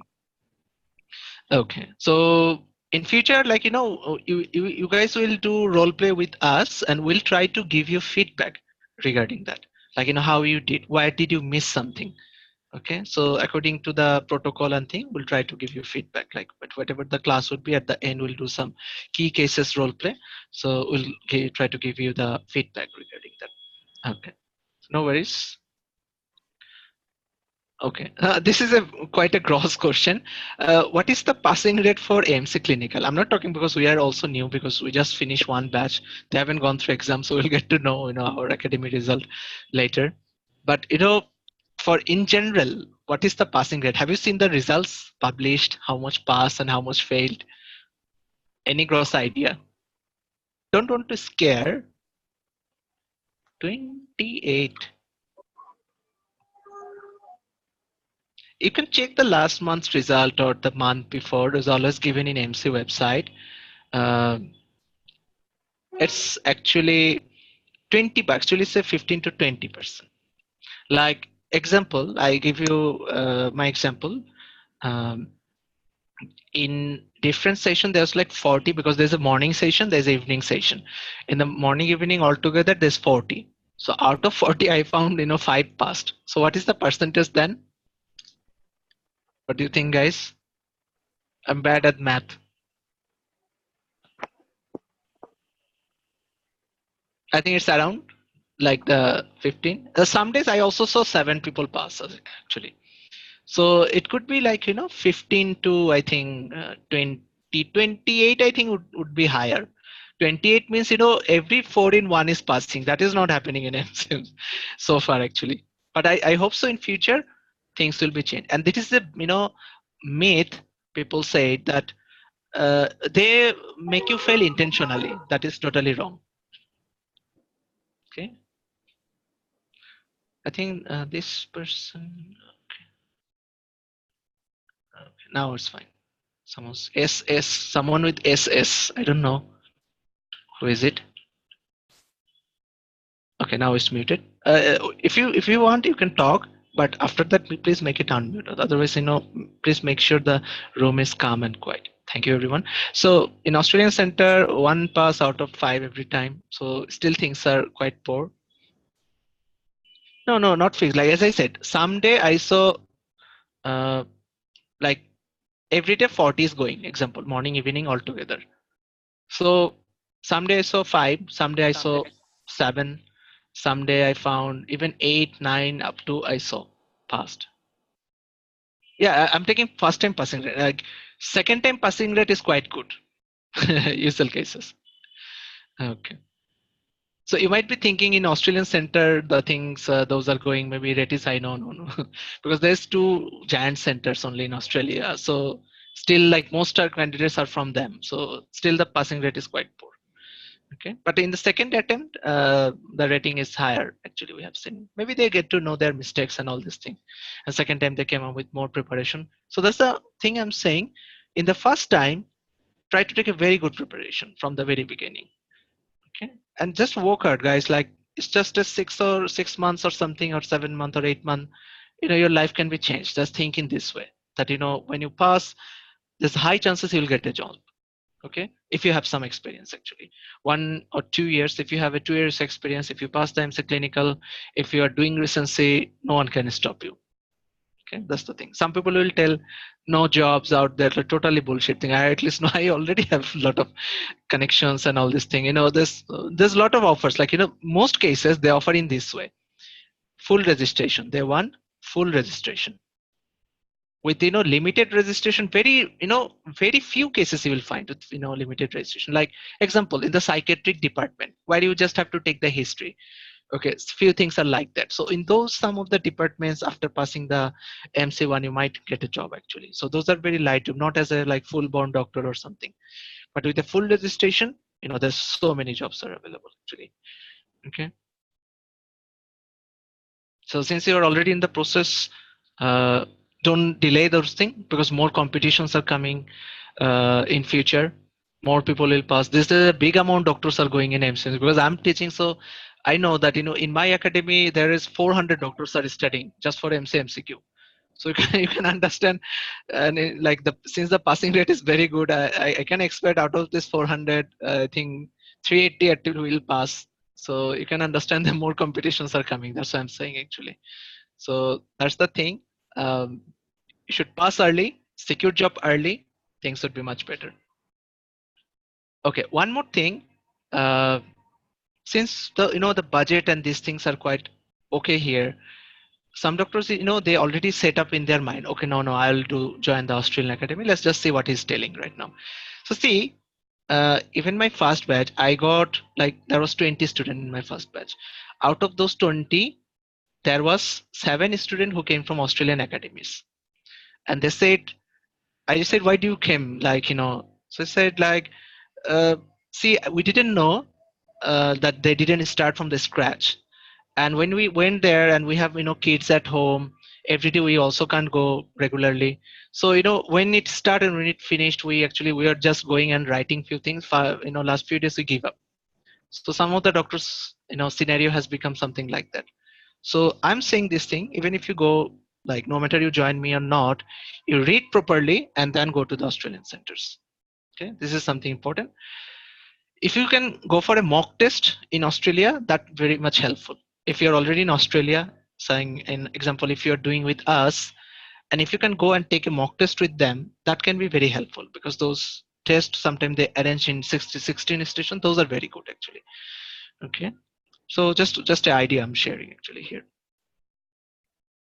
Okay, so you can be with us and also can jump into the clinical. Eventually I came up with all the plans. Like, I don't like to do a supplementary course. My AMC MCQ course, like, it's quite a popular one actually. People actually not choosing now Australian like MC MCQ courses, choosing my one actually. So same thing, I have the intention and plan actually. So guys, I'll be keep quiet for just 1 minute because Azan is going on. So I think I'll be just keep quiet for 1 minute actually. And if you have any questions by this time, you can write this one in the chat box. After 1 minute, I can answer. So questions, please.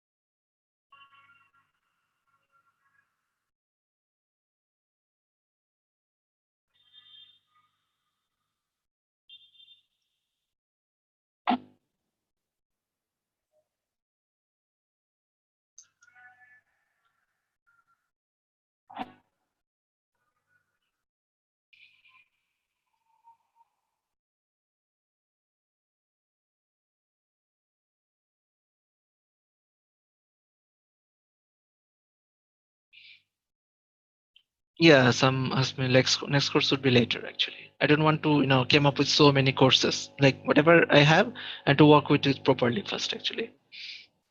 Yeah.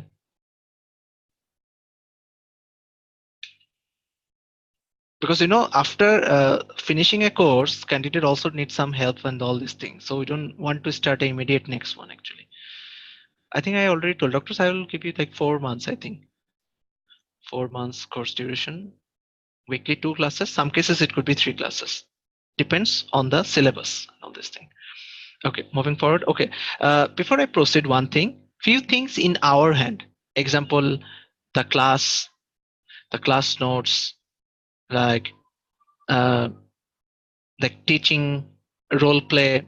So we'll help you with this classes, notes, quality teaching, quality role play, and in your hand are few things like uh, class attendance. I always expect, and I feel terrible, those didn't attend classes properly and they're expecting to pass. So this is the one area you need to, I can understand you are a mom, you have a small kid and all this thing. I have full respect, believe me, I respect women a lot. uh, but about the regularity, you have to be, because someday you have to pass and eventually you have to do it actually. Unless the baby is sick, that's a different scenario. Otherwise, try to manage things well.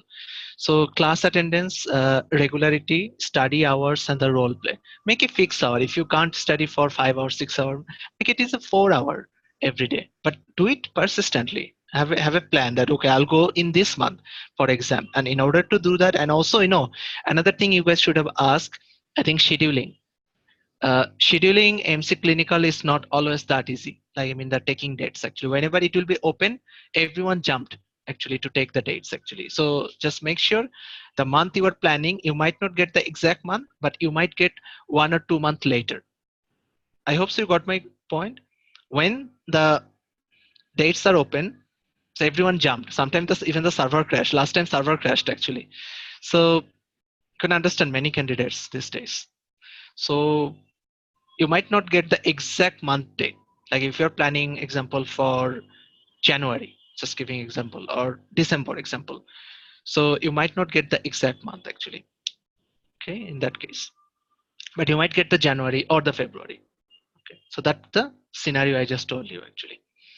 Okay, and you can't schedule it like just 2 months before. And one more information here, can we reschedule the MC clinical? What's the answer, guys? Can we reschedule like MC MCQ? MC MCQ just go like a party. No, whenever the date open, doctor, only then. Like it is not like 6 months. Your own find the date are closed now. Example, I think the December, January dates just even haven't opened yet actually.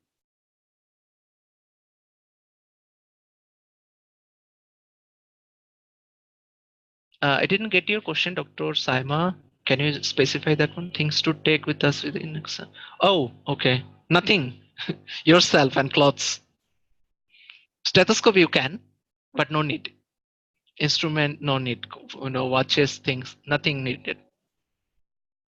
As I said, just yourself and clothes. That's enough. No, usually we take class. Okay, that's a good question. Saturday and Monday we take classes. Sunday I have the MCQ classes. Saturday and Monday we're planning. But I'll confirm the date after today when but last time we take Saturday and Monday. This time, we might have a little different plan. Can be switching to the Saturday. The Monday one might be shifted to Tuesday. That's the only plan we have. Yeah. Because one day in the weekend might be better because some doctors are available, and one day in the other days actually. Okay. Oh, class in Australia means there are some sessions like example physical examination session, or some of the mock test, or some of the role play things. So those are in Australia in some particular centers. We'll hire a center, and in that center you can come and practice. Yeah, that's the thing. Okay, got the point. Because someday somewhere things have become quite big now, so I have to move on. Like many are telling doctors high time, because most of the MCQ students going through us, then they are also telling you should just move on. It's very easy for us, like if it was like, and things are very expensive there unnecessarily. I don't know, take $6,000. I wish someone gave me $6,000 for MC clinical. Like anyways, um, thing is like we started in 2016, we had only 5-7 students. In 2019 we have 350 students now, like for MCQ. And we also have lab section these days in our academy. Not everything I'm teaching, there's more teachers and all this thing. MCQ I teach, MC clinical I also teach actually. If maximum it could be December, doctor, but not before that actually, because till October we already have the course, and after course we don't want to keep it empty, so that that our doctors got the services. Because if we get engaged with another course, you might not have the inquiries, like in all this thing we can't answer in that case. So I usually don't do that actually. So like in MCQ we already have that kind of setup. We have a lot of teachers. So in MCQ it doesn't matter. One finished, another start. So I just want to make things happen in proper way. Like in Australia, when the course is finished, there is no connection with that center. But I don't want things to be like that. If you need any help, I'll always try to help you in any way if I'm free actually. Okay. So small kid, mom, can I get recording of missing classes? Yes, we can provide actually. Like, but thing is, we'll try to provide in particular days. Like you'll give 2 days. Like one is 15, one is 30. Like in that way, we might provide the recording. Like, otherwise, thing might happen. People will start missing classes randomly, which we have noticed in my last batch in MCMC clinical. Anyways, do you cover the Karen notes? Okay, we cover the Karen notes. Which in Australia they don't cover, because that's the basic here actually. Even many people don't cover the John Muttak, but in my MCQ, I think those of you know me beginning, I covered the John Muttak in very nice way. So same thing, the Karen notes I also have a lot of demonstration. I can in fact show my Karen how it looks like actually. No, you can change that one. You see, these are a lot of misnomer. Then you say a nice note like where things are given well. So few things, as I said, you need to correct them, as I said. And these days managements are coming in very less, to be honest. Like example, like same like our MC that clinical and all this thing, we have arranged things in that way. Like let's just write Kawasaki.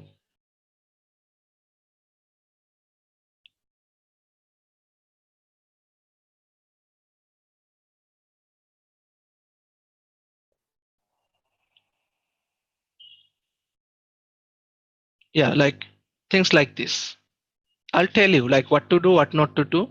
I'll tell you what is missing, what is not missing. I'll tell you. Okay, so things look like this. Don't just get misguided, guys. Like many people will tell you many things when they pass. Actually, to be honest, I'll tell you exactly the truth. What is truth is. They also read the Karen notes, and when they pass, they say no, it's not. I also know, like it's not the perfect book. Even if in the handbook clinical, that is also not the perfect book. So nothing is perfect. Unfortunately, the MC clinical, nothing is perfect. So you are the one who has to make things perfect for you. Okay, and we'll try to help you at the same time. Anyways, like that's how the Karen looks like. Now about the recall. So doctor, what about the recall? You're talking about the covering the theory. What about the recall things? So about the recall things, I will cover the thing which I already showed you earlier. The big list of that recalls. I think some doctor joined later. For them, we can show them that particular thing one more time. So organized recall. So from 18 to 19. So there's a lot of recall things. The hot topics we'll try to discuss in the class. Few things will provide the notes. So that's like a complete thing. Okay. So that's how things looks like. So I always like to be organized. Organized way, if you study, you will pass definitely. And there's a word very famous. If you think from the beginning that you're going to fail, you will fail. So there's a famous word is I never thought of failing. So if you just go in that way, you will pass actually. But there's a thing, oh, MC clinical, you will fail eventually. You're very lucky you'll get pass. Why are you thinking like that? Okay. Just think like, you'll pass, like, accident can happen, like if you get fail. Many passed in first. I passed, like many other my friends passed. Like those are supposed to pass, they pass. They're supposed to maybe fail, they fail, because maybe the mental game is there actually. Okay. Recalls month-wise, yeah. Like since we're covering all the recalls, like we have already structured a lot of things. Those are important to us. And you might ask, doctor, what about the current months? Okay, we'll also provide the current month recalls actually with the answer case. Okay. Yeah, inshallah, like that we also. Okay. Yeah, we always good with the notes, so we'll try to structure some good notes actually. Okay, demonstration of notes. Let me show you a little bit how my note and things looks like. Okay, some might be interested. Example, that's how things. Example, let's go to which one? Okay, pediatrics. Like things I organized in this way. Example, whenever you start pediatrics, like you should know about the differentials. If it's a crying baby, like these are the DD. If it's a rash, these are the DD. If it's a seizure, these are the DDs. So these are in general the things for the differential. Now, after the differential, what you need to know, example, child with rash, how to approach. Okay, so there's a lot of things. It's not my one.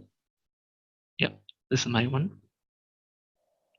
So child with rash, like how the station and things look like, history, inspection in general, DD, treatment, the doorway, this is the information.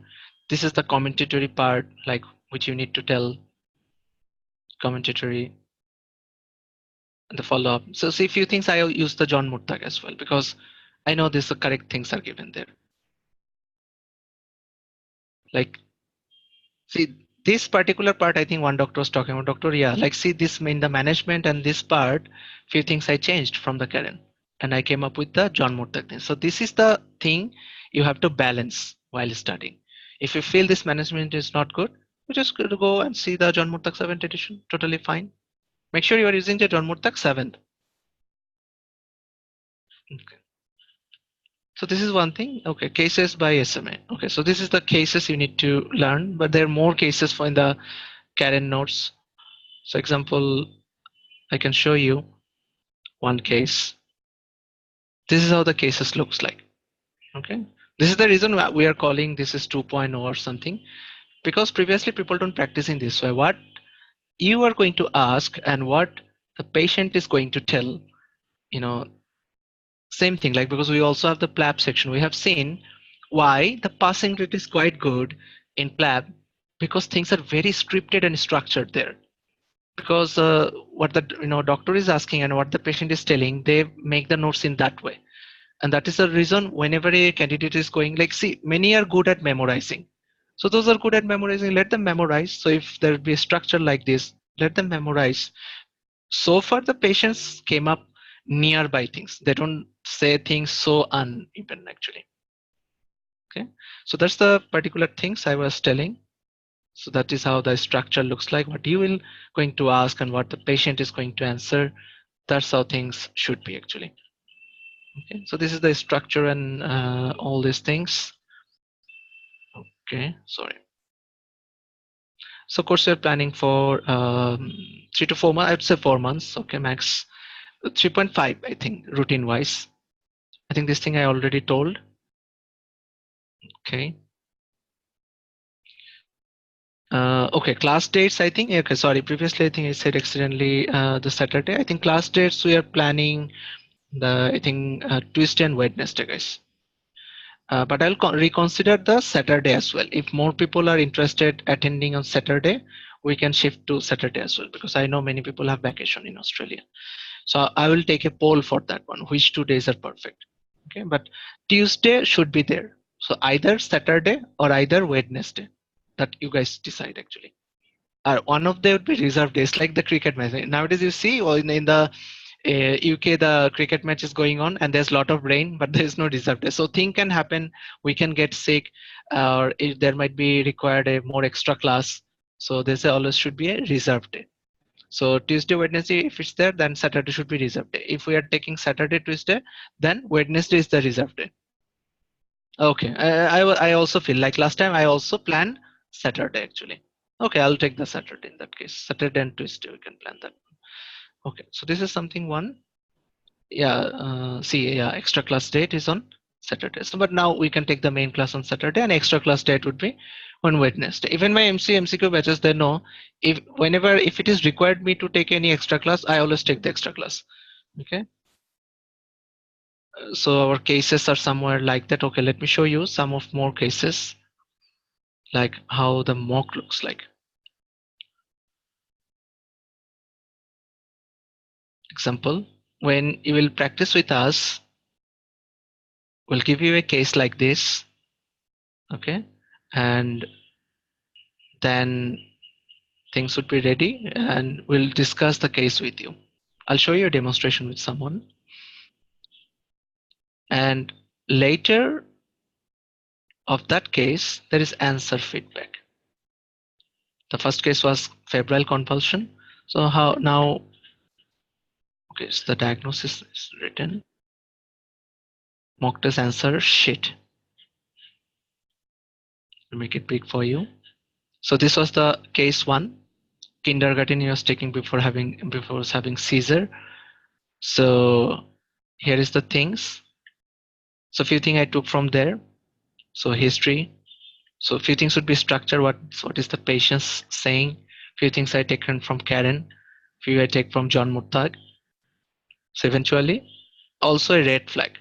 Now previously you used to find the red flag in the John Murtag at some point. You must be thinking where it was used more. Here is the place where to use the red flag more. Anyone knows about the 4R? Anyone knows 4R?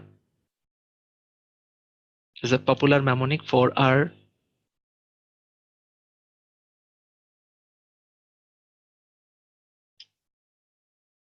Anyone? Like when you end a case, there is 4R to finish with. Okay, someone is very quick. Refer, review, okay, red flag, reading materials. This is very nice. Like, what if that is a case example, you are a GP, they brought a child who was having convulsion or something. If it is required, or example, any murmur. As a GP, you can get a murmur, but should I keep this murmur? No, I should refer. So you should refer to a, I think, cardiologist to look after that one. So that's the referral part. Also, like there's many cases, cystic fibrosis, or sorry, cerebral palsy. There's a multidisciplinary approach team. Few words will carry your marks. Multidisciplinary approach. When I said full mark, examiner will give me. Or if I say the word referral, and big branch of team will work, and this, like a pediatrician, cardiologist, orthopedic surgeon, nurses, all of them will work with cases of cerebral palsy. So when you say that, full mark for that one. So the refer, then review, like you should follow up, come back, blah blah, this thing. A red flag is, this is the red flag. If you see anytime the patient's condition is deteriorating, patient is having again seizure, for the last case I was talking, again seizure, seizing for this part, like do call us. So that's the red flag, seizing for 10 minutes. So this particular thing you need to memorize here. And last of all, reading. Anyone knows what is reading material? Some of you are new, so they might not know what is reading material. Those knows can tell me that one. Like a brochure type. Yes, voucher type. Yeah, they have everything ready for them. Like those are common cases. Even in the hospitals, things are there, or they might make printout. So it's better to say printing material, reading material, vouchers.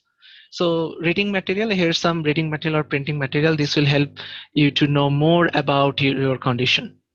Okay, like patient will go and read about their case because they will try to eventually find it in internet.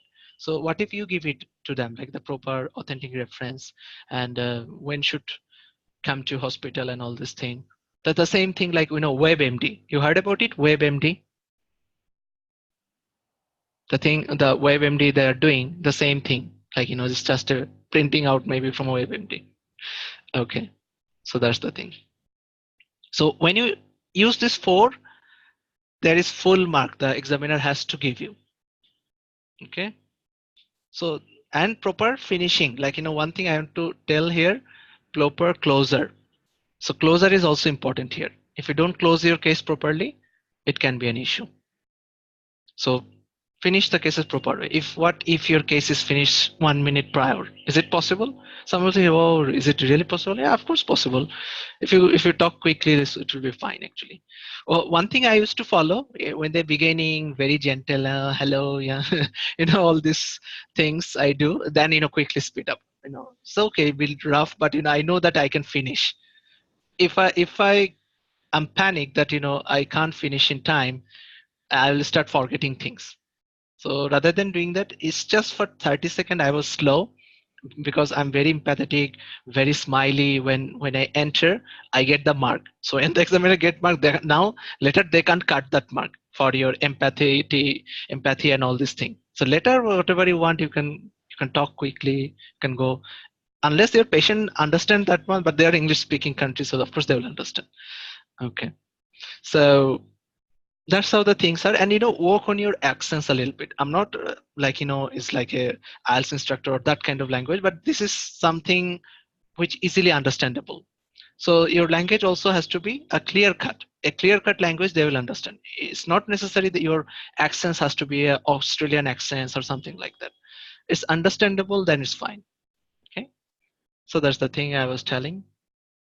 Okay, understood so far, guys? Again for engagement, are you getting me, guys?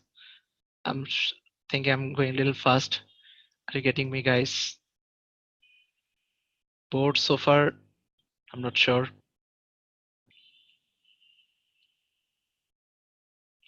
Okay, no worries. If you're getting, then it's good. It's a little response, let's try to take. Yeah, I my plan was to make people understand first, like what is the procedures. Even it happened, one doctor, I think previously, like she joined an Australian academy. After 7-8 days, she made a call, like, doctor, can you give me a favor? I said, what happened, doctor? The doctor, like, I'm not understanding the procedure.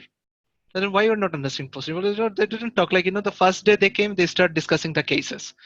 but the pros and cons, things, all these things, I was not clear actually. So that's the thing. You should understand that there's more things I will tell, like about the structure. There's subdivision of things. Each every mark, where to they will give the mark. Yeah. So the calculation you also should know actually. I will tell you in the classes. The superficial one I gave 2 minute outside, minute inside, 4 hour, but there's more subdivisions of those things. So when I'll tell you those things, you will know. Like okay, so it is always better the marks. How they give the marks. What is global score? What is critical error? And there's more subdivisions of all those things. No worries. So far, so good. If you understand, then we can proceed move forward. Like, so that's how I take the exam, like example, pediatric cases together and I take. So scripted thing, it is always better actually. No matter people will tell you are doing spoon feeding and blah, blah. It's okay. As long as my candidate pass, I don't mind actually. Same thing goes with my MCQ. As long as things are spoon feeding or whatever I give, as long as my candidate pass, I'm happy. And someone fail, I usually can't take it that much actually, so have some obsessive compulsive personality disorder. So I also want you guys do really well and don't make me disappoint. I will try my best from my side actually. So yeah, mock test, that what I said, like one mock test will come along with this thing. 16 station stuff is available in Dhaka right now. In Australia we'll do also with 5 station or more stations, and these are the things. So later I'll tell you in the course outline, like what are the things and all this thing. Oh, it's a reasonable course, guys. This is something told in our religion. Whatever you need, you should take it. It's not like because. So about the OET things, I was looking for a friend. Dr. Tanni, are you there?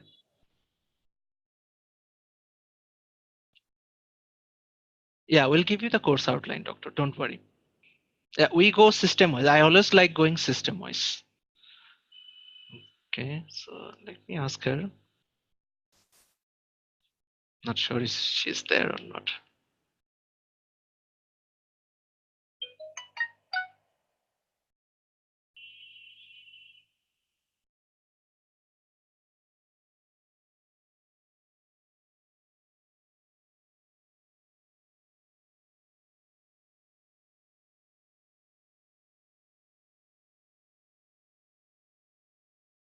Just give me a second, guys. Let me see if she's here because just last month she went through the OAT. I just thought she told you guys 5 minutes about OAT. We can take a pause, guys, as well, if it is okay with you guys. Or we can continue and she can come back later. That's also okay. Continue, guys. Let's continue. I think she will join later, I think. Okay. So she's a school friend of mine, and we have already group for OAT, and we don't take classes. First of all, let me clear. And just because many are going through AMC or PLAB from our academy, so I just made all the OAT materials available there for free. So you just search with OAT 2.0. So all the materials are available there. You can go download them and start studying. Those of you are going for the OAT right now. Okay. So MC clinical classes, like let's try to start now the classes. I'll show you something. Starting a role play. I'm not sure, like, I can show you a demonstration how to do that.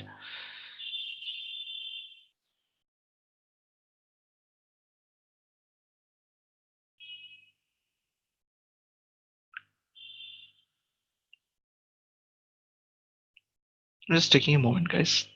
Sorry about that.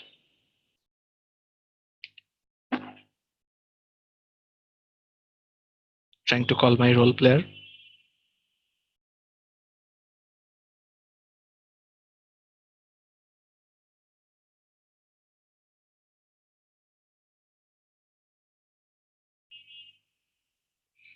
Okay, anyways, no worries.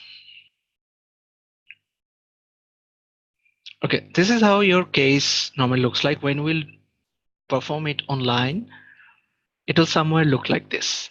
Okay, you will get 2 minutes, like somewhere like this. So you guys think for 2 minutes. I'll show you a role play how to do. Okay, but first just is I just want to give you this case, like you, so that you guys think first actually, like what you can plan during this time. So this is how the time.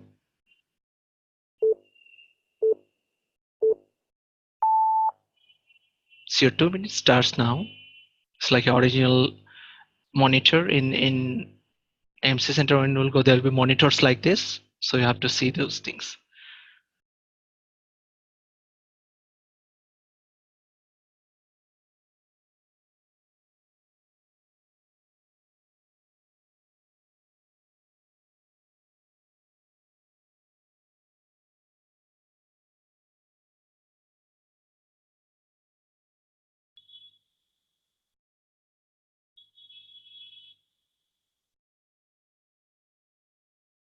We're just trying to give you exact similar ideas about the main exam.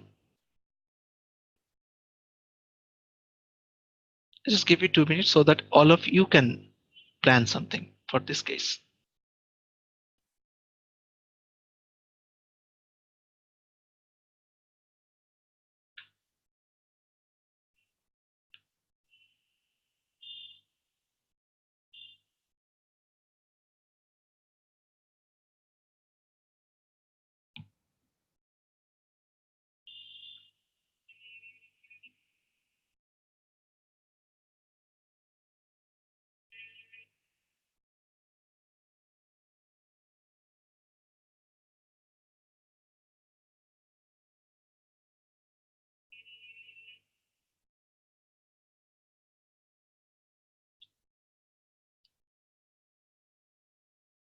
Just a second left. Now we are here, don't worry.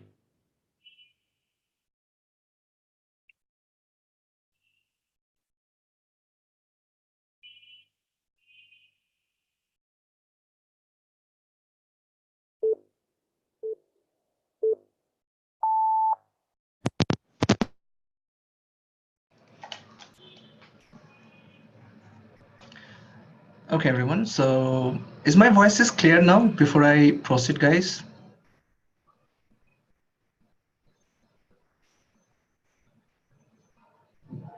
Okay, because I just remove my microphone just to give you, like, from laptop, can you hear me? Because some of the parts might be required. Okay, clear, right? Thank you, guys. So you have decided or you made a diagnosis. What is it?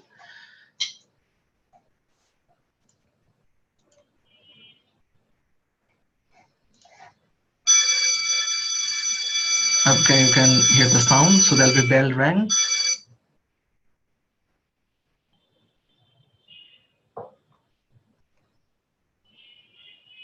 So when you enter, the examiner will ask you for your ID.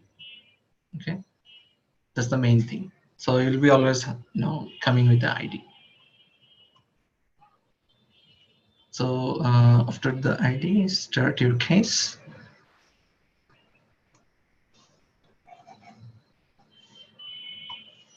Now role play.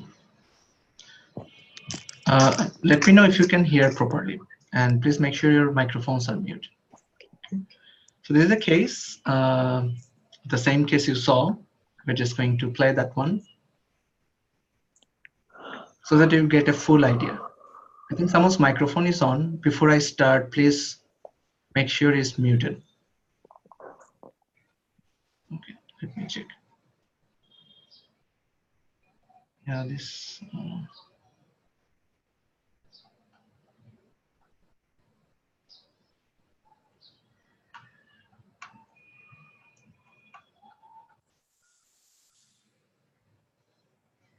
Okay, ready, guys, for the role play?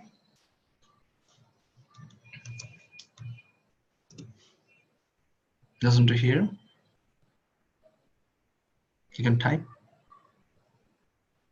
Okay, so now you'll get a full idea, like, how's the scenario actually. So things are, example, he was outside, bell rang, he entered, and after the checking the ID, now I hope so you can recognize me from my face. These days I got a little fat, so please ignore that. Okay, and at the same time, the The doctor, Dr. Arnab, is looking quite a bodybuilder type. So anyways, that's okay. So let's start the case and how to do the same case. Do you want to see the case again? Like, just asking, do you want to see that same case again? What was the case is about, or you got that one? That was the child with rash. There was a child, it was a rash. Child's name is Paul, and I'll be the patient. My name is John, and the kid is having some rash. So doctor came, and doctor will try to take the history properly in time and try to talk about the diagnosis and give me a good management at the same time. So this is up to the level of the management we should try to play here. Okay, so let's just see how things goes on. Hello, my name is Dr. Ahmed. I am one of the junior doctors in the hospital, and so I'll be looking after your kid today. So how are you doing? I'm doing fine. How may I address you? My name is John. Okay, and your kid? It's Paul. It's Paul, okay. So from the notes I can see that you are worried that Paul is having a fever for a few days and also some rash. So could you please describe me more about the fever? When did it first appear? Actually, he was a healthy kid, and it was like 5 or 6 days back when we first noticed his fever, and afterwards, initially he was doing fine, but later the rash appeared, and that's the reason we thought now it's a matter of concern and we should quickly contact a GP. So is it a fever? Is it continuous? I think it's a continuous. Is it getting more and more? At the end, in the end, it was getting anything worse. Okay, so did he suffer any kind of chills? Yeah, there were some chills, I think I noticed. Any shakiness, any fits? No shakiness or fits. Does he complain any pain during his pee? No. Did you notice any kind of bowel problems like diarrhea? No, any pains, lumps or bumps in any part of the body? No. Does he have any swelling in the joints? Any pain in the joints? Not really swelling in the joint, but we have noticed some of the pain in some of the joints, like hand fits. Yeah, those hands and feet. No large joints, it's small joints. Small joints, I would say, yes. Yeah, okay. Did he use any for the fever? Yeah, simple, the Panadol in the local shops. Okay. So now I'd like to ask but you it didn't help in that way, actually. First 1-2 days it was fine, but later it didn't work. Okay, so I'd like to ask a few questions about the rash now. So where in the body did the rash appear first and when? It appeared I think in the main body first, that it started distribution. Okay. In the started spreading. Yep. Could you describe the rash? Is there any oozing? No, I didn't see that. Any kind of peeling of skin in his squamish? Some kind of peeling I have seen, Okay. Did you notice any kind of swelling in his hands or feet? Some, I haven't noticed in that way, but his mom was saying I think it was little swelling was there. I think she noticed it. Does there any other complaint like headache? No. Headache, any teary eyes, any cough, any problem? The only thing we noticed the eye was red. Okay. Any? How is he eating? How is his habits were okay actually, except for at the last 2 days. And how is his general development before this? It was fine. He's so far he's a healthy kid. Okay, so he goes to the kindergarten. The care, yeah. Kindergarten he goes also sometimes. Okay, so did he come in contact with any of the children with the same problem? In the kindergarten, no, there's nothing like that. Okay. Okay, thank you. I'd like to ask you a few questions about his birth. So, what was his mode of delivery? It's a normal delivery, yeah. Okay, so no complication, no prolonged hospital stay. Okay, is his immunization up to date? It's fine. Did you travel recently in any No. countries? Okay, so are there any pets or in the house? No. If you don't mind me asking, does anyone smoke? No. In the house? Okay, so did you notice any kind of allergy in the past or recently to any kind of food? In our concern, no. Nothing like that. Who takes care of the child, maybe? I think it's me, maybe. Okay, that's fine. Okay, I'd like to go to the examiner now. Sure. Okay. Dear examiner, I'd like to the general appearance of the patient. Are there any pallor or jaundice? The little pallor is present, but no jaundice. Okay, are there any congestion of the eyes? There's redness of the eye is present. Any cervical lymphadenopathy? There's cervical lymphadenopathy present. Can you please describe the size of the lymph node? It's 1.5 centimeter and it's painful and it's not fixed with underlying skin. Is it the consistency? Is it firm or hard? It's a firm. Okay, and there are any signs of dehydration? There's some sign of dehydration present. I'd like to do a thorough ear, nose, throat examination. What about the appearance of the lips? Are they dry and cracked? Yeah, dry and cracked. The appearance of the tongue? Trying is also because there's some signs of dehydration present actually. Any inflammation of the tonsils? There's no such inflammation tonsil except for the tongue is red. Okay, so any kind of any other spots, any other abnormalities which I can appreciate? Whitish spots? Like no whitish spot. Okay, thank you. On the nose, I would like to see any kind of inflamed turbinates, any running nose? Like that. Okay, and the ear examination is normal? That is normal. Okay, I'd like to do a thorough examination of the cardiovascular system. I'd like to know, are there any kind of murmur or any kind of added sounds? My murmur is present. What kind of murmur? It's a systolic murmur. So, does it change with position? Like that. No. Okay, is it pansystolic or ejection systolic murmur? It's a like pansystolic murmur. Okay, thank you. Are there any problem with the respirator? Any abnormal findings in the respiratory system? Any significant findings? No, nothing significant. Okay, I'd like to do the examination of the rash. Could you tell me the appearance of the rash? The appearance of the rash is it is a macular papular rash, and its disformation is present. Okay. It's mostly confined to the hand and the face. Okay. Are there any vesicles present? Any discharge? No significant discharge except for disformation. Okay. Are there any edema of the hands and feet? Yeah, there's some swelling is present. And erythematous palms and soles? Yes, to some extent. Okay, thank you. I'd like to go to my examiner, go to my patient. Any other thing you want to ask from the examination systemic? I'd like to do a, are there any kind of neck stiffness present? There's no neck stiffness present. Okay, and any lumps and bumps or any lumps in the abdomen? No. Okay, any kind of tenderness? No significant tenderness. Okay, and I'd also like to, is there any organomegaly? No organomegaly. Like meningitis? No. Okay, thank you. I'd like to go to and baby's bowel sound is also, I think, normal. Thank you. Okay, I'd like to go to my patient now. Okay, dear John, the thing is that what your child has, I'm assuming, it might be a condition called Kawasaki disease or Kawasaki vasculitis. Okay. Now, it is a condition in which the body's immune system, that is the system that fights the disease and germs, they attack their own tissues, mainly the blood vessels of the skin and the heart. It's a quite common condition and it is self-limiting. So, but the thing which concerns me is that your child is dehydrated, and this Kawasaki disease, it holds a risk of coronary artery dilation, that is the dilation of the arteries of the heart. Is it fixable? Yes, it's self-limiting. It is totally self-limiting, and what if it's left untreated, then it might cause some thromboembolism, which means some formation of a clot, which might block the arteries of the brain. It will result in stroke. So we do not want that. So that is why I would like to admit your child. We will give him aspirin to combat to prevent the clot from being forming.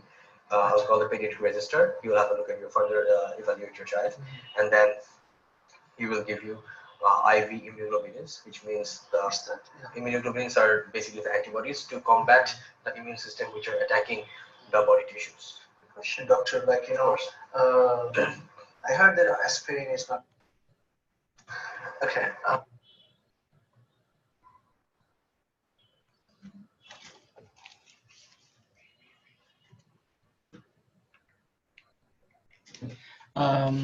Okay, doctors, like I think I think yeah, like I think initially there was some sound. I think I will upload this video, okay, so that you can hear the sound. So that's not a problem. Okay, so sound echo was, I think, a little bit there. When I will upload the original one in our this group after the class, I think it will be very clear, so that you know how the approach is from the beginning to the end. At the end, lastly, I was asking to my doctor that, you know, because he was saying in the management that, you know, aspirin and okay, he was saying that, you know, aspirin he will give, and I heard from somewhere, because I'm the patient, that, you know, aspirin is not that good for kids. So he's clearing my doubt during that time. Okay. So that's the particular thing he was saying there. And lastly, Dr. Arnab will finish with telling with the 4R, like here is the review material and all this thing. Okay, so all the headlines. So yeah, I think relevant history means, if something child with rash, you should ask about the child with rash, everything actually. And some of the relevant DD, there are like eczema, there is seborrheic, there is measles, it could be rubella, like many other things. So any recent contact, does he goes to the child, uh, is he like school age, or is he going to the daycare? So you have to guess from that one, from the age as well. So these particular things, I think you need to consider in this question.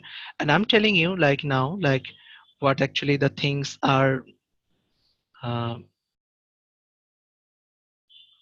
just give me a second. Doctor was trying to cover. So how the notes are like, basically it's scripted. I believe in scripting thing. Firstly, let's start it with, I'll hand over to Dr. Ibtisham. She's already here. And she's a fantastic teacher, I think. So I'll hand over to her very shortly. Before I hand over, I think just let me tell you a few things about the Kawasaki. So there is certain criteria which includes the rash and certain other things like oral mucosa affected, like red tongue. You all know. In the rash, it has a pattern, discomated rash. This is the thing the examiner also wanted to know, or also where the rash started. So separately, you also need to ask about the rash. Even in the physical examination, you also need to tell, I want to examine the rash, I want to know the pattern of the rash. Now things are complete. And also cervical lymph nodes, and whether is it affecting the palm and sole more. So these are the key points. So you need to ask us, conventional history, ask the key points, like, here you need to ask the key points, like, is it hand feet more affected, lymph nodes, tongue red, eye red. So these things, when you cover, it covers the Kawasaki. Some of the differentials, these are the differentials. So lastly, here actually I was trying to give him a hint, but in the original exam they won't give the doctor hint. Here I was trying to give, do you need to ask me more thing?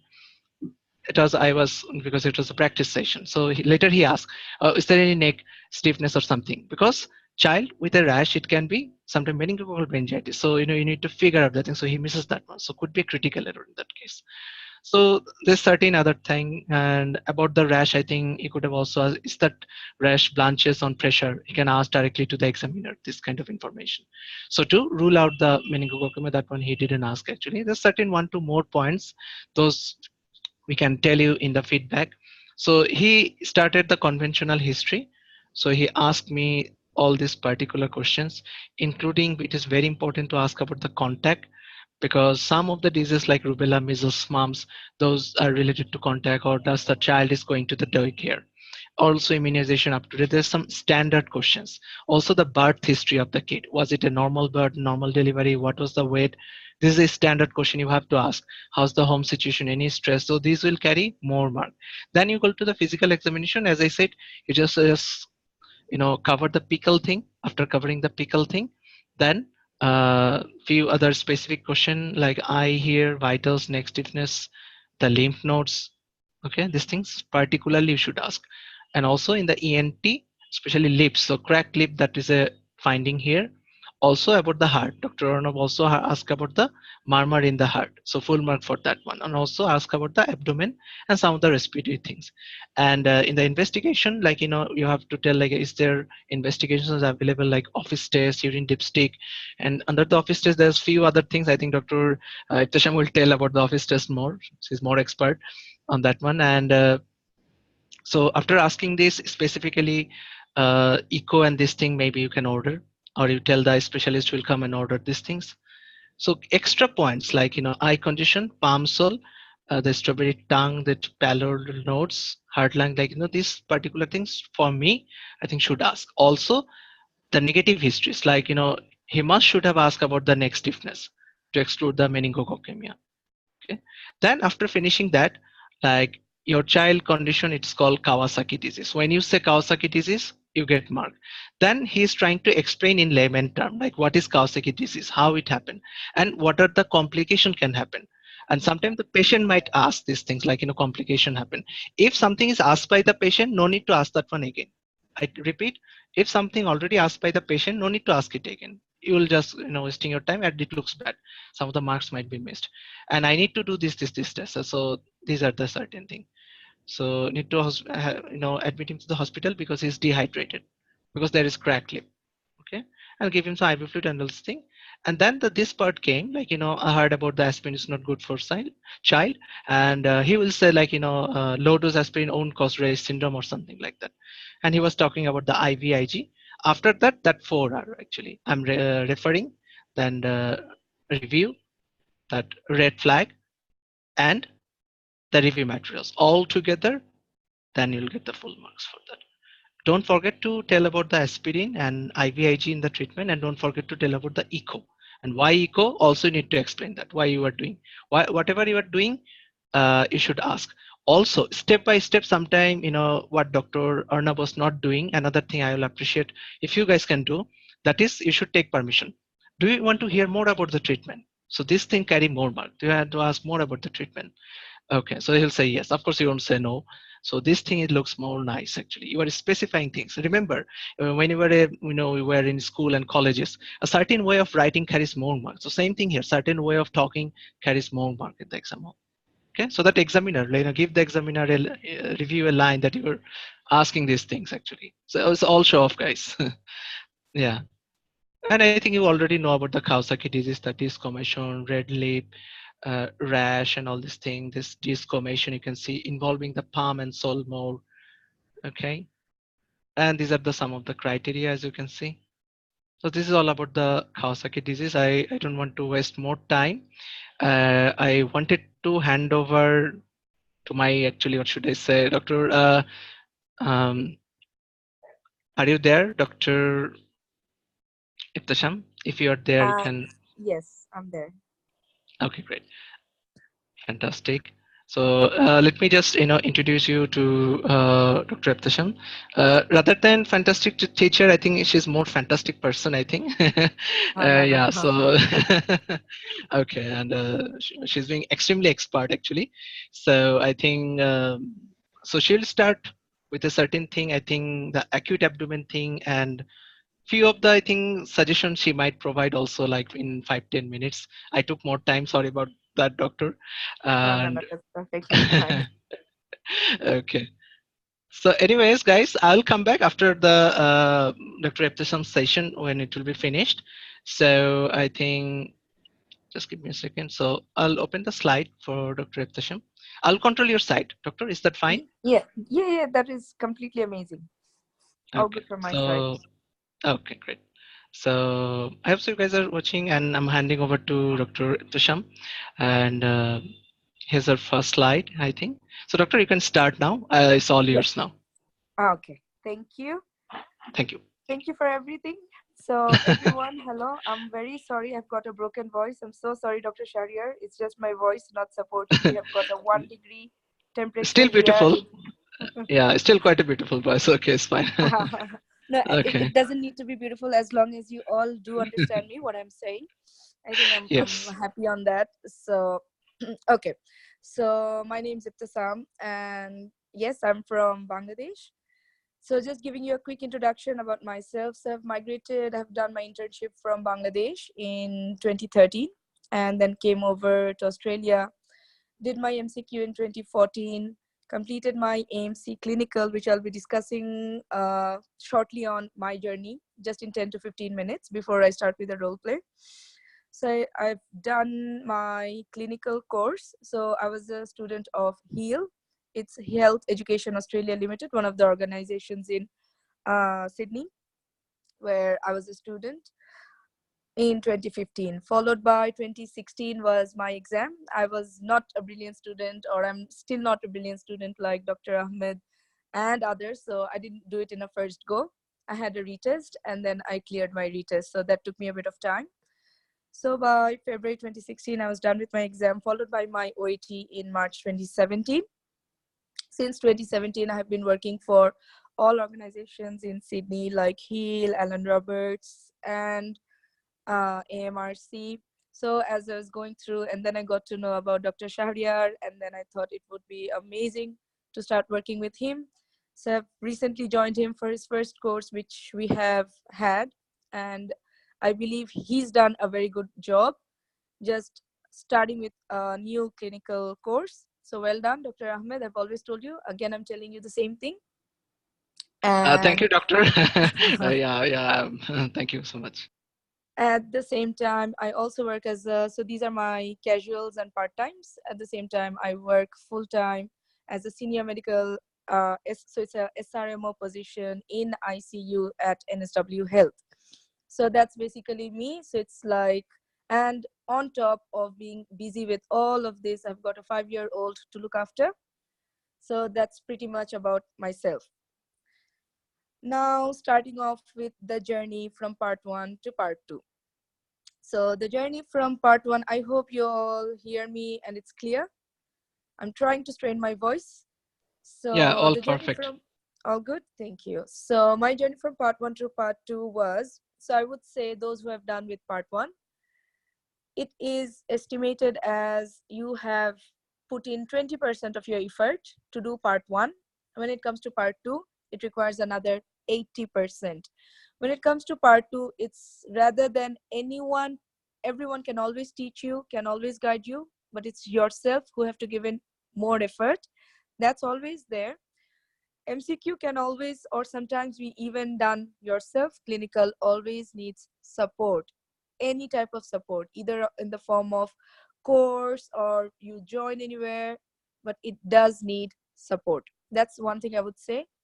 A bit of support would help you to decrease your hard work from 100% to 50%. So that's a big help. Now, the other thing is part 2 is never done alone. So you always need someone to do part 2. So that's what we call role plays, just the role play that you have seen from Dr. Ahmed and Dr. Arnab.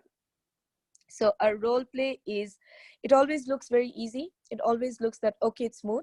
It always looks that once you have memorized the full case, it can be done very smoothly.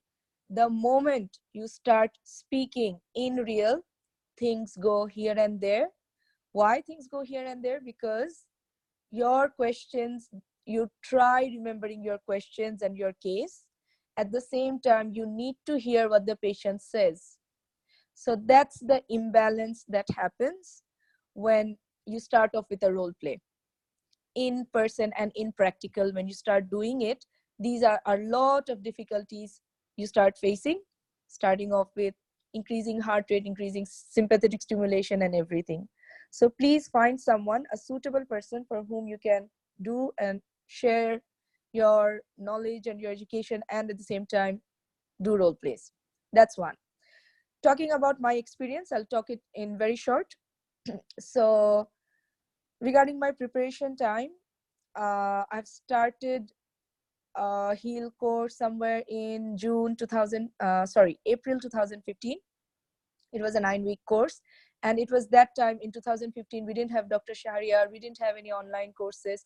There was nothing. There was AMRC, which was just booming a little bit in Sydney. Alan Roberts were not so popular at that time. So they were all just starting to rise. Let me also tell you, when I did my MCQ in 2014, there was no good organization. There was no help from anyone. The Sydney organizations, Melbourne organizations, it was just, there was nothing, to be honest. So we all had to put in our efforts to do it. I would say those who have found Shahriar, you all are very, very lucky that Shahriar has made part 1 just like a, I would say like pie. So it's just as tasty as pie. That's what Shahriar has made part 1. When I did part 1, it was just like more of bitter, not like a pie. So that's one thing.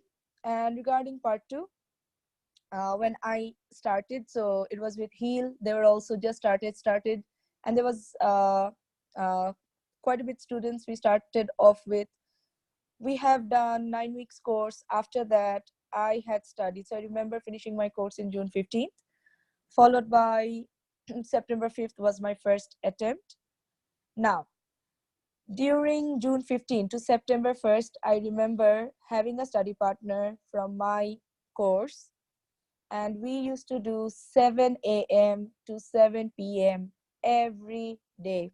So I've spent 7 days from June to September. I've left family, I've left everything, and all I did was study 12 hours for 7 days. Okay, then comes the main day on September 4th, when I was flying from Sydney to Melbourne. Let me tell you all, the exam is only held in Melbourne. So I was flying, and at that time, because I had a 1-year-old, my husband did want to accompany me, and he said, you can't leave this 1-year-old. So that was another binding that I had. So he was very happy to help me, so he came along with me.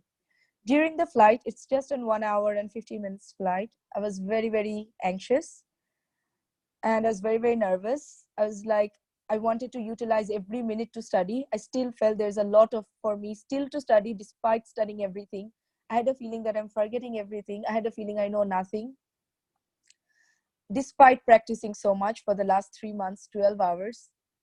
Then on the plane, what happened was that had never happened. So my husband is not a medical background, and I've started doing a role play on him.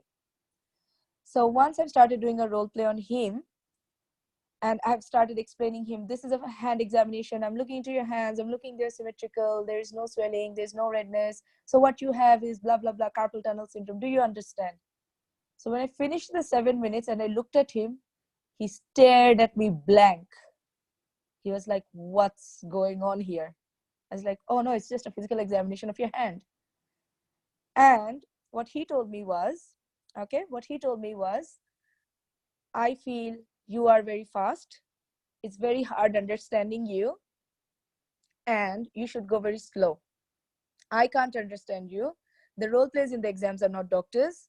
No one's going to understand you, and I think you should go slow. The full night I kept thinking on this. What have I been doing the 3 months? Was I so wrong in track? I was puzzled myself. Okay, next day I went for the exam thinking, okay, I will listen to what my husband said. Went off with the first case. The first case was a hyperemesis gravidarum. Done. Second case was a case of acute asthma in children. I was so slow explaining the asthma action plan. I couldn't even say 4:4:4 when the time rang. Moving on, next case, alcoholic neuropathy, where we assess tone, power, reflex, coordination, sensation. I was in sensation when the bell rang. Gone, incomplete. Next case was a case of headache, migraine. Gone, incomplete. Next was ear examination. It was a case, typical case of cholesteatoma that we always get. What I said, just because of nervousness, was autosclerosis. I don't know what happened to that case, but I assumed that it was gone. Okay, then what happens? I got a case of just the case that Dr. Shahriar did, fever and rash, not in a child, but in an adult. Believe me, in my 2 minutes, I couldn't think of anything that comes with fever and rash. The moment I opened the door, I thought dengue. That's the only thing I got to know. However, somehow managed that case. It was still problems with time. After 8 consecutive bad cases, on my 9th case, I stood and I thought, 2 options for me. Let's move out or let's stand and face the rest. 2 options. I thought, I've spent so much of money, and when I have come, there's no point going out, so let's finish it and then go. I've come with lot of effort. So it was a big effort for me coming from Sydney, packing up my little one, packing up my husband, so many things. So let's do it. Then I did the rest 8, just at a bang. So I still remember cases of oligohydramnios, low back pain, benign essential tremor, and they all went. After they all went, I knew that I'm not passing this exam, so I'll come next time, Melbourne. The result came out to be a retest. I passed in few of the cases which I never expected, one of which was a case of cholesteatoma, where I said autosclerosis. Dengue was the case where I passed. Migraine was the case which I passed, but the other 5 I failed. Rest 8, when I have stopped bothering about anything, rest all 8 was a clean pass. That gave me a score of retest. After I've got my retest, then I was very, very, very, very angry at myself. So the lesson for all of you and the mistake that I have done, I keep sharing with everyone so that you don't make such a mistake, is I have practiced it with my study partner and I was in track. I shouldn't have listened to my husband at the last minute. He did have no idea about how the exam runs. So the lesson was I shouldn't have never change yourself at the last minute. What you have prepared, you have prepared. And you have prepared yourself well. You have not prepared yourself wrong. Moving on, when I started off with so September, I didn't study anything for September. It went October 1st. Again, I started. This time I was very, very angry, very, very adamant on not missing any case, doing my 100 to 150%, and I'll do all recalls. I started looking into back 3 to 3.5 years of recalls, solved them thoroughly, had lot of study partners and had lot of friends to share recalls with. After that, I go on 26th of February 2016 for my retest. That was the only first date available after September. So when I sat for the retest, this time I made sure I left my husband and son in Sydney, and I didn't bother to take them this time. That was the first correction I did. The second, I don't say that don't take, but it always gives you a bit of pressure, taking husband and children. I do not encourage that, but I would always say when you go for an exam, it just gives you an extra pressure because you still have that responsibility of being a mom. So to all moms, that was my problem that I faced when I had this little one. So please don't take me otherwise. Moving on to, so when I went for the second time, again, 8 stations. I did 5. On the 6th station, I got such a case. It was a case of cough, and just the task was differentials. And I had no idea. I gave it my best. And then I did the others. They were all common. So this time there were no new cases, all common cases, no problems with time. Everything went smooth. But there was one case which I thought was new. So when I came out, I asked my friends, what was the new case? My friends were like, that's not a new case. That's the old typical recall. So then what happened? Then I did again researched, and I saw that this case came maybe one time somewhere in the last 3.5 years, which I missed accidentally. So again, it was a bad luck, and I failed that case. And that's how I cleared my retest. My experience is to tell all of you, first of all, prepare yourself in the right way. Never change yourself. Despite preparing and thinking you have done 100%, there's always something that will be left. So that's from my part. This exam takes a lot of effort. Please put in your efforts. Okay. So that's pretty much it. I'm sorry. I really didn't see if anyone had a chat, any things in the meantime. I'll quickly have a look.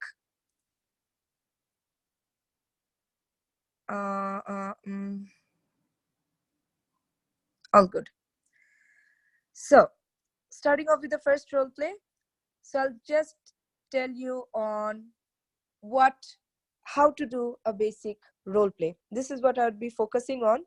I'll be doing it on like live, I believe. Is that right, Dr. Shahriar? So do I have a role play to perform?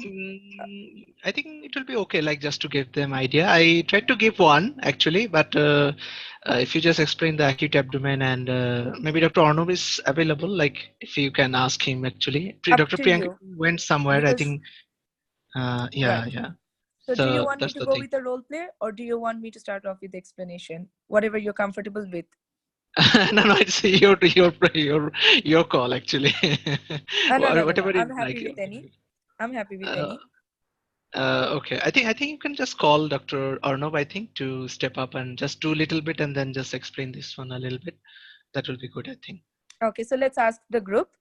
Group, do you want me to do a role play with Dr. Arnav and then show you how to do a role play? Yeah. Or anyone can do, like, if anyone is interested. Yeah, anyone is actually, interested. I'm happy for anyone to do a role play. Yes, role play. Or do you just want me to start how to do a case? Okay, so I've got one vote for role play. Role play, please. Okay. Yeah, role play, I think. Demanding, I think. Okay. We should go with demands, I think.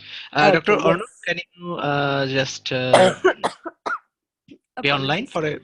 Yeah, no worries. Hello, can you hear me? Yeah, we can hear you. Okay.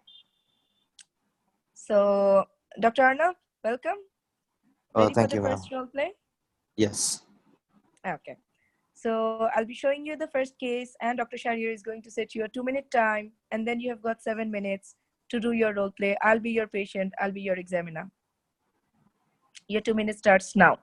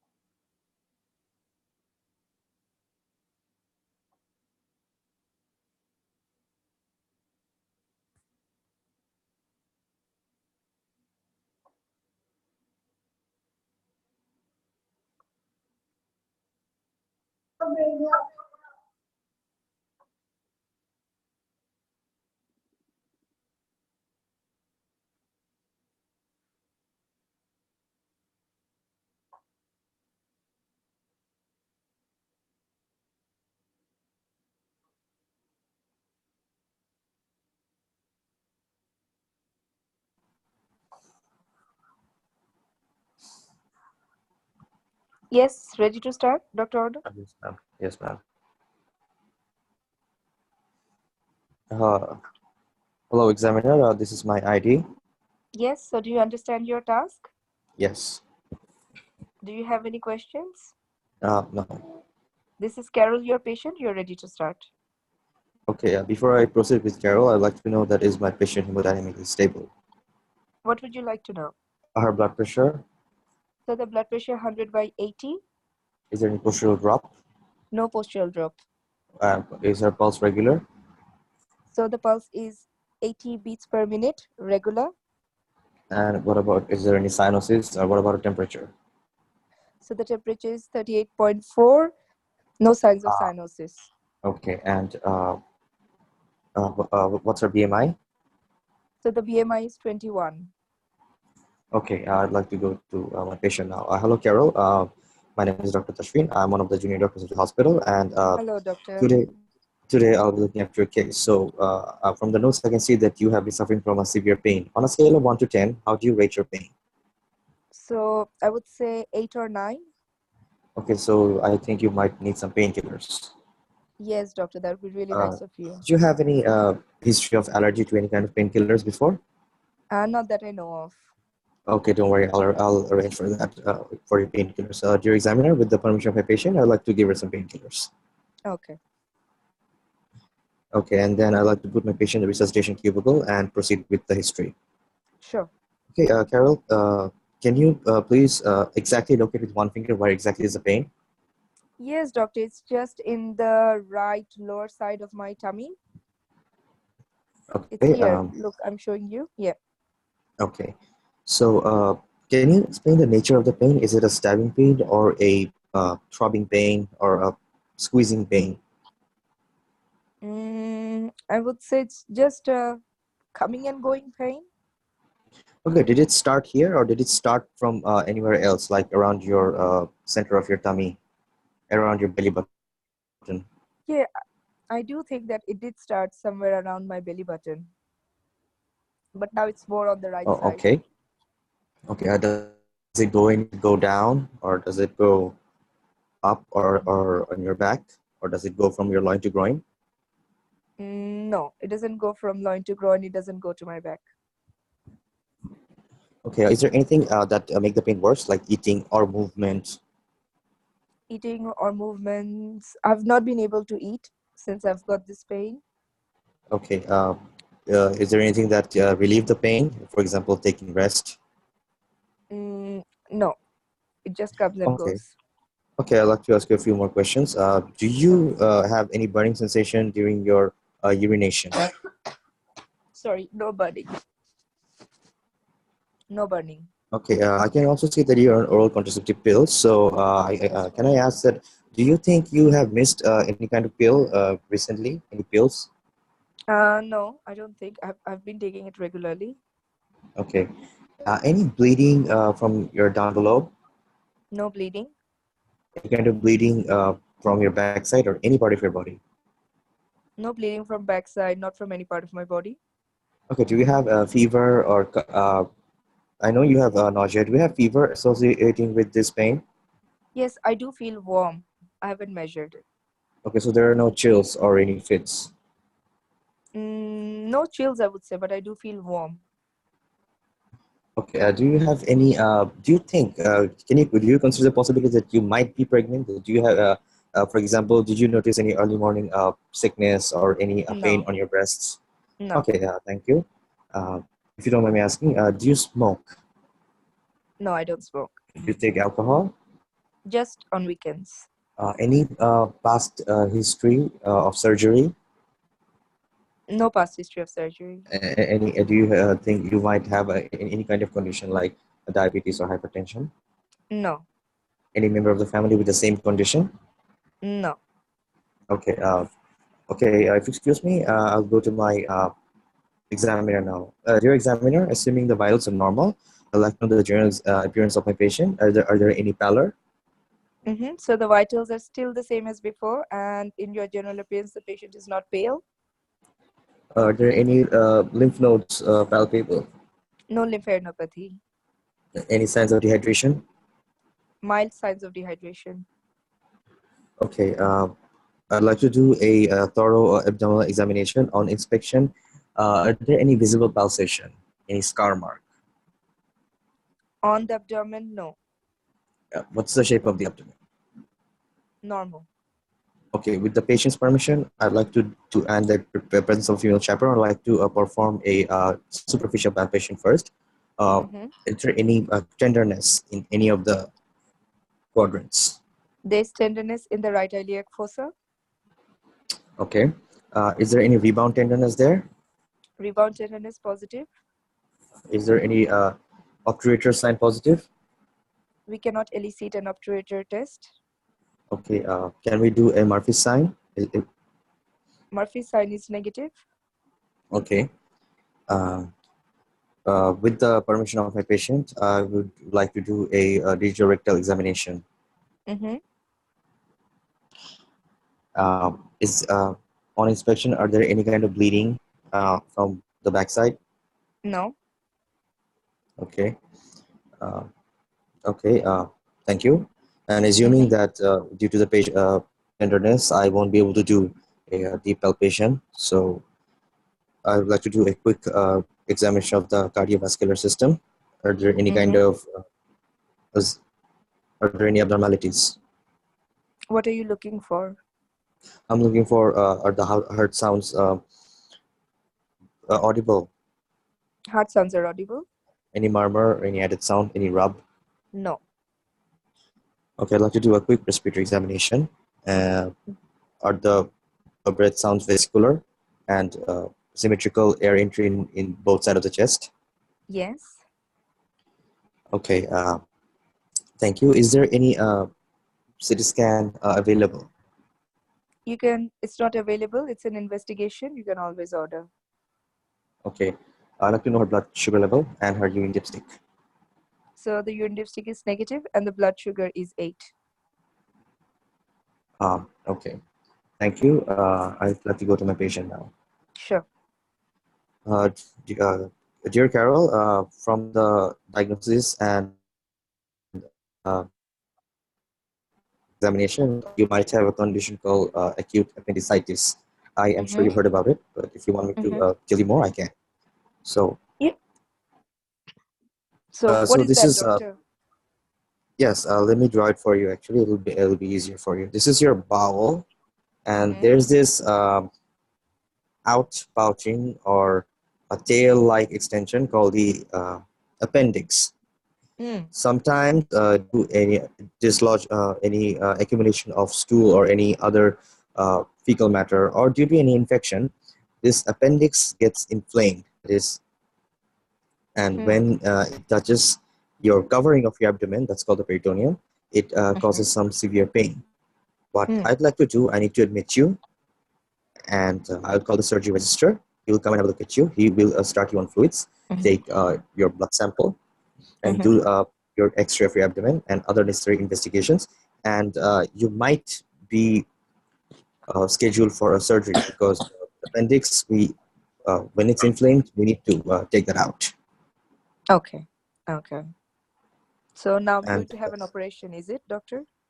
yes, but don't worry. This is not a very major process. It's a very minor process. It will just make a small hole on your belly, 3 small holes, which we call a laparotomy, pardon, a laparoscopy, and we will just take that appendix out. And maybe you will have to stay for 1 day max in this hospital, assuming there's no complications, which I Okay, think there won't be. sounds scary to me, doc, but okay. Let me assure you, this is not a very major operation. This is a very minor operation. There are 3 small holes with the camera and a few scissors. They'll just take out your appendix, and you'll be good to go on the next day, assuming no complications. Do you have any more questions? Oh, no. I think I'm okay. Okay, thank you. All good. Your time? So let's have an assessment of time first. Oh, okay, it took longer than it should have. Yes. Okay, so it's at 12 minutes. No, 9 minutes, I think. The first 2 minutes, I think, the question. Okay. You added the 2 minutes. Okay, so Yeah, it's it 9 minutes. It was running actually. Okay, that's okay. That's okay. So it's just an assessment of time, because in the exam, what happens is once your 8 minutes are done, bell rings, all you need to do is go out, read your next question, because for your next question, the timer has started. So the more you are late in your station, as you go to the next station, you get lesser time to read, to prepare. So if it becomes from 2 minutes to 1 minute, you need to do everything in 1 minute, and that's when you start like getting tired. You run here and then there, and then you end up getting tired, and when you speak, it's heard that you're tired, because then you go in a rush and go like, hello, I'm Dr. Pisa, one of the doctors here, so can you please tell me? So that's how it presents. Okay, so always please be on time during the main exam. This is one. Coming back to Dr. Arnab's performance, well done, Dr. Arnab, as always.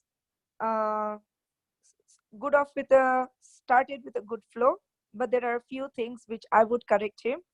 But this is not only to correct him, but this is also for all of you. Just have it as a teaching session that I'm trying to help all of you. Okay. So I'll see it does take a bit of time when I start completely new. So let's see how fast I can go. If I can't finish the full thing, it's okay. Let's finish it halfway even, but let's do it clearly and properly how much we do. That's my aim always, and that's how I always teach.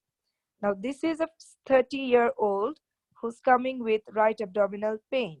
Now, whenever you look into any case, any scenario, look what the symptoms are. So from the group, I would like to ask, can you please tell me what are the symptoms in the scenario that you can see that the patient is coming with?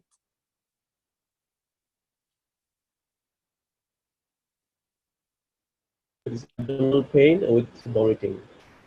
So this is pain plus vomiting.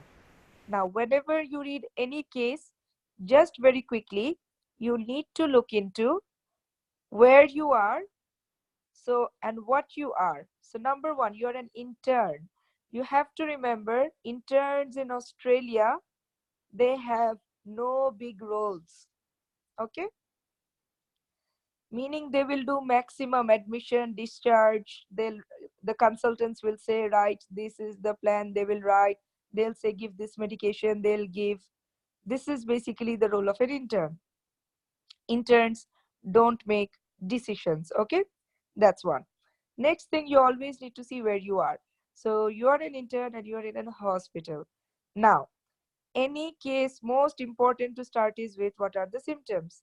Abdominal pain, vomiting. Now, when you go in, the examiner says, hello, may I see your ID? You understand your task. When they say you understand your task, they try to explain that do you understand your question? So your answer should always be here, yes, nothing more than yes, because you're still standing.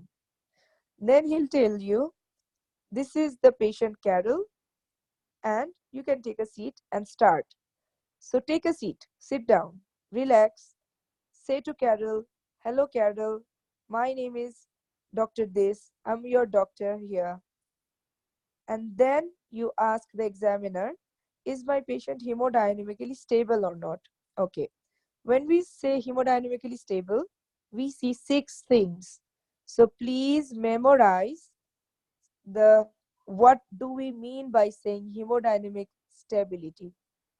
Before I say the 6 things, I'll say why we ask hemodynamic stability. Do we ask in all cases?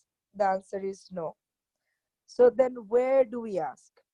We ask in cases where their stability, whether the patient is stable or not in terms of blood pressure, pulse, becomes important. For example, in this case, this is an acute abdomen, right-sided.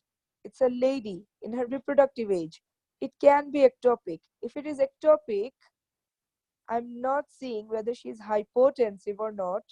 You're taking a history, at one time she'll develop shock. Why? Ruptured ectopic shock. So that's the reason we need to know whether she's stable enough for me to proceed, taking a history. So when we talk about hemodynamic stability, we ask, number one, please make it a habit. Number one, pulse. Is it regular? Blood pressure. Any postural drop? Number 3, temperature. Number 4, oxygen saturation. Number 5, respiratory rate. Number 6, BMI. So if I look into Dr. Arnold's performance, he missed respiratory rate, he missed oxygen saturation. So when you ask vitals, all 6 has to be asked. Pulse, regular. Number 2, postural drop, blood pressure, temperature, respiratory rate, oxygen saturation, BMI. Okay. Now moving on to, what did you see? The 2 main symptoms, pain and vomiting. So for pain, again, please memorize for AMC Clinical, pain anywhere. Next set of questions for pain. Starting off with, always the first question of pain should be, where exactly is your pain? Point with 1 finger. Abdomen is very big. We need to know, because AMC Clinical divides the abdomen, or not only AMC Clinical, medical divides the abdomen into 9 main quadrants. So we all know right and left hypochondriac, apologies, epigastric, right and left lumbar, middle is umbilical, right and left lumbar are the lowers, with middle is the hypogastric region. AMC Clinical has cases with right iliac, left iliac, right hypochondriac, central, and complete abdominal pain. So these are all the different cases we have. I am just focusing on today, right abdominal. Okay, someone coming with pain, first question, pointing with 1 finger. Why? We want to know which one is the quadrant. Whenever someone is in pain, your second question is on a scale of 1 to 10, how severe. Whenever someone says, whatever, 5, 6, 7, 8. Your third question is, do you need some painkiller? Whenever they say yes, your fourth question should be, do you have any allergies? So well done, Arnab. It was perfectly done. Where exactly is your pain? Scale of 1 to 10. Would you like to have a painkiller? Do you have any allergies? Dear examiner, I would like to give the patient some pain relief. Once you have done, you ask the patient, Carol, are you feeling better? So now we'll ask the next set of pain questions. So we'll move on to the next slide for pain questions showing. So please memorize these pain questions. For how long? First time. Sudden or gradual. Nature of pain. So when you say nature, you have to describe words saying, is it stabbing, dull, sharp, constant, coming and going? So you have to describe. Okay, so again, for how long, first time, sudden in onset, nature of pain, anything making your pain better or worse, like movement, position. So always you have to say what you are looking. You can't throw broad questions like anything making it better or worse. Does the pain go anywhere else? No one is going to say, yes, my pain goes here. You have to say, does the pain is around the umbilicus, moving to the right iliac fossa, is the, because if you're thinking of appendicitis, if you are thinking of anyone thinking of pancreatitis, we'll ask going to the back, right iliac fossa, I will not think much. But if I think of UTI, if I think of kidneys, kidneys can also go to the back pain or UTI. For that reason, accepted. But UTI stones will have more of a loin to groin pain. So does it go to the groin? So you have to ask questions depending upon what you're thinking. So the pain questions are, apologies again, I'm so sorry. My voice is so bad. So for pain questions, can you point with one finger on a scale of 1 to 10, how severe? Painkillers, allergies, first time, sudden in onset, for how long, nature of pain, anything making it better or worse, does the pain go anywhere else, like to your back, is it around the umbilicus, does it go to the groin? This completes pain questions. You have another symptom called vomiting. So please ask vomiting questions. Whatever symptom you have on the stem, you need to elaborate. So next is vomiting. Whenever you have two symptoms, always you need to ask, which one came in first? Was it the pain? Was it the vomiting? So doctor, it was my pain. Okay, and I also know that you're having vomiting. So vomiting general questions. For how long? How many times have you vomited? What have you vomited? Color, amount, smell. Whatever questions you ask on vomiting, most important question is, did the vomit have any blood, blood, blood, blood, blood? Okay, we are done with the two symptoms.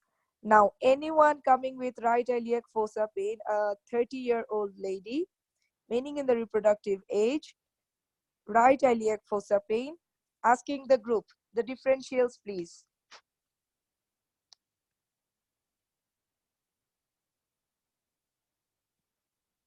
So, yes, DDs, please. From the group, feel free. Ectopic pregnancy, beautiful. That's AMC favorite. Then, moving on. Appendicitis. Appendicitis, beautiful. Might be UTI, might be salpingitis. Salpingitis.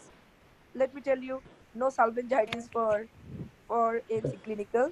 Torsion ovarian cyst. Torsion ovarian cyst, beautiful. PID, beautiful. Yes, PID. Dysmenorrhea. Okay, dysmenorrhea, we would say more of lower abdomen. Will not specify it to right iliac fossa. Okay, when I talk about DDs of right iliac fossa, I mean AMC clinical DDs, okay? Because medically, right iliac fossa, we can have 10 to 20. When it comes to AMC clinical, it's limited to what AMC clinical wants to hear. That's right.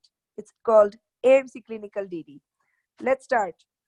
Number 1, it can be because of, so let's take it as, this is a female, but let's take it if it's a male coming with right iliac fossa.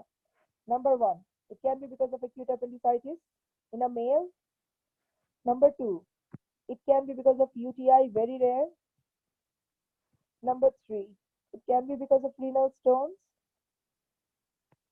Number 4, it can be because of intestinal obstruction. Okay. If it is a female, in addition, so females can have the same thing what males can have because of the same organs. But if it is a female, let's add another 3 to 4. Number 1, ectopic. Number 2, rupture / torsion, ovarian, cyst, whatever you say, meaning ovarian pathology. The last one, PID. So this is your 7 set of differentials for anyone with right iliac fossa. AMC Clinical aims, once you're done with your symptoms, you have asked general questions. Now, for each differential, 1 question, the differential is done. So what 1 questions will you ask for each differential? We will not elaborate. For example, appendicitis. What will appendicitis have? Apart from pain, they will have anorexia, they will have fever. That's in my history. For UTI, what will they have? They will have burning sensation during micturition, change in color, frequency, smell of urine. They will have burning.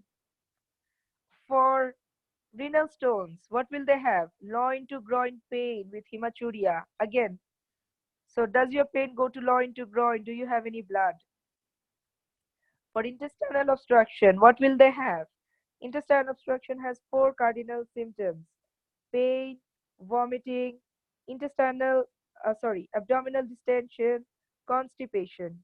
You already asked pain and vomiting. So we'll ask, apart from pain and vomiting, do you have distension? Do you have constipation?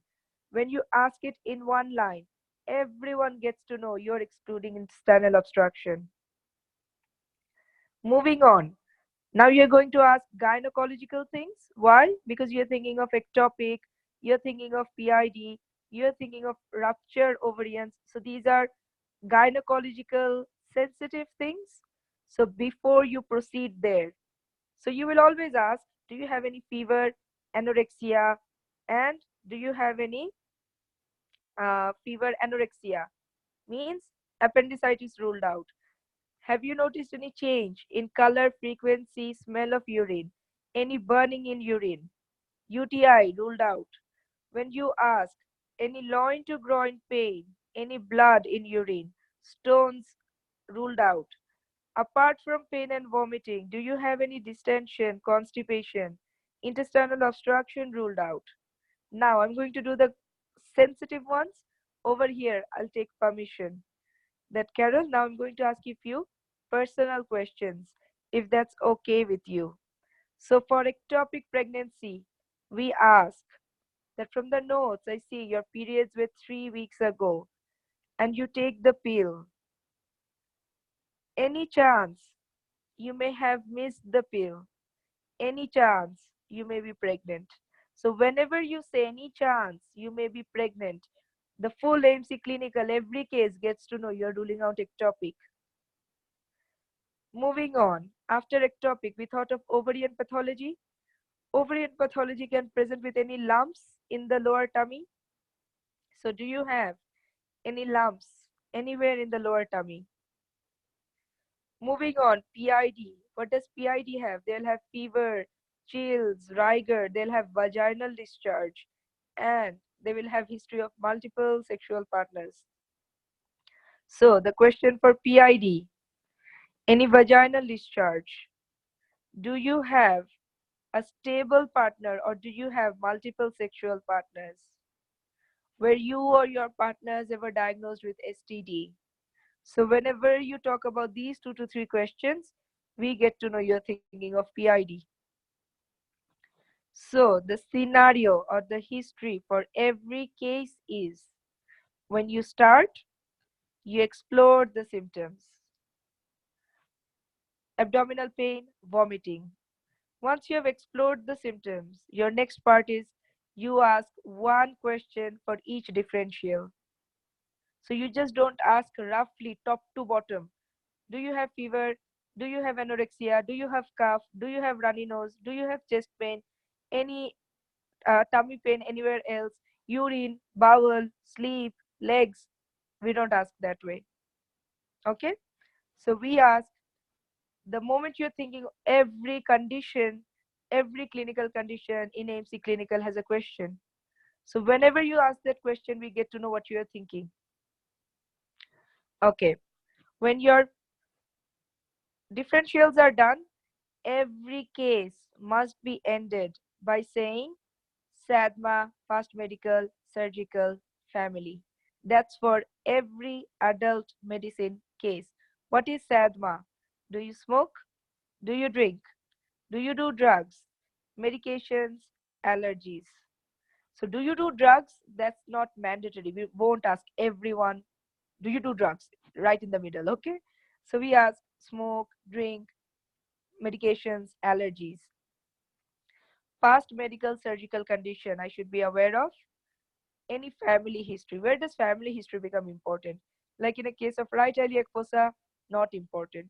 When is it important? When we have bleeding disorders, cancers, that's when it's important. So if you start the history, first to last, I'm still in history, the first task, is my patient hemodynamically stable? I like to know the vitals, the pulse, whether the pulse is regular, blood pressure, postural drop, temperature, respiratory rate, oxygen saturation, BMI, done. Now move on to Carol, ask pain questions. Where exactly? Point with one finger. Scale of 1 to 10, how severe? Painkillers? Yes. Allergies? No. We'll give some painkiller. Okay. For how long is the pain? First time, sudden or gradual, nature, aggravating, relieving, radiation. Apart from pain, you have vomiting. Which one came in first, pain or vomiting? Vomiting. For how long? How many times? Color, amount, smell, food, importantly, blood. Apart from pain and vomiting, loss of appetite, fever, appendicitis. Change in color, frequency, smell of urine, burning, UTI. Loin to groin pain, do you have any blood? Renal stones. Any abdominal distension, constipation, intestinal obstruction. I would like to ask you personal questions. Your last periods were 3 weeks ago and you are on the pill. Any chance you have missed a pill? Any chance you may be pregnant? Ectopic. Any lumps anywhere in your lower tummy? Ovarian. Any vaginal discharge? Do you have a stable partner? Do you have multiple sexual partners? Were you or your partners ever diagnosed with STD? PID. Smoking, alcohol, drugs, medications, allergies, past medical, surgical, family history. That's how you end a history. Now, my question to all of you, do we end here? It's been a long session. Do we end here or do we still continue?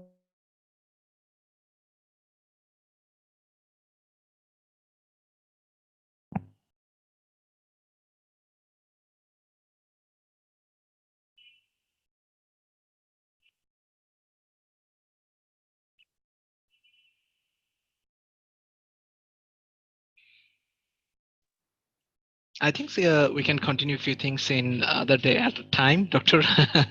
Yeah, because acute abdomen is quite a long one, I think, for them.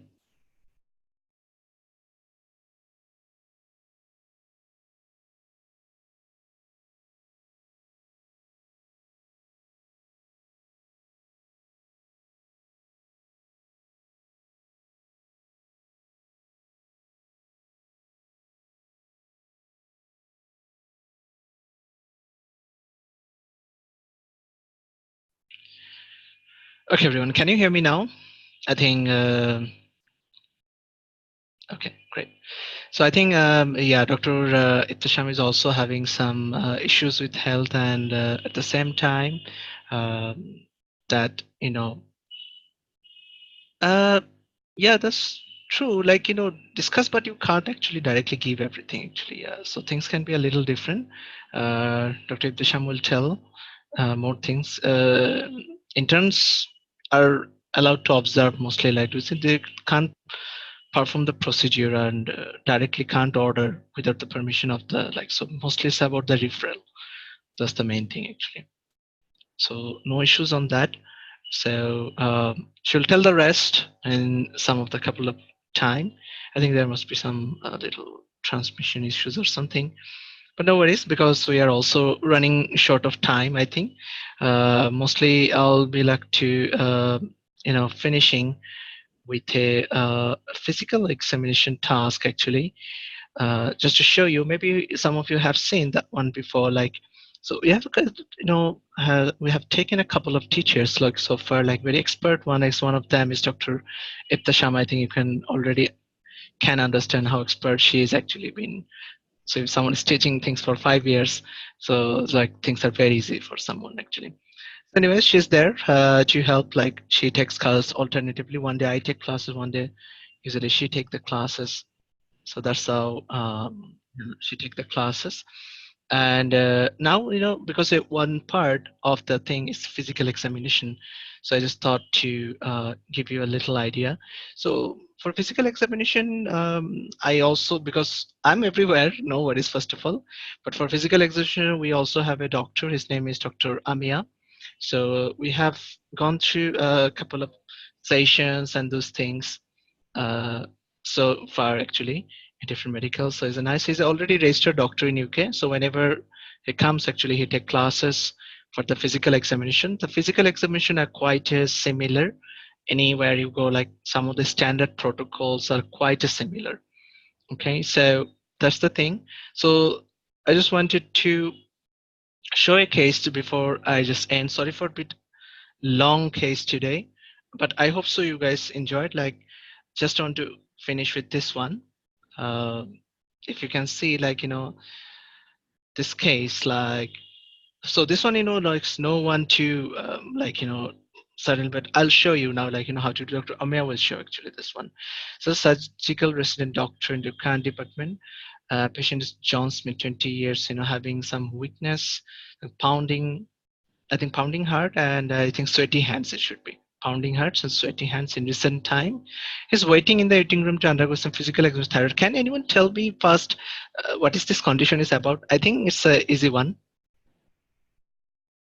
Any ideas, guys? Thyrotoxicosis, like.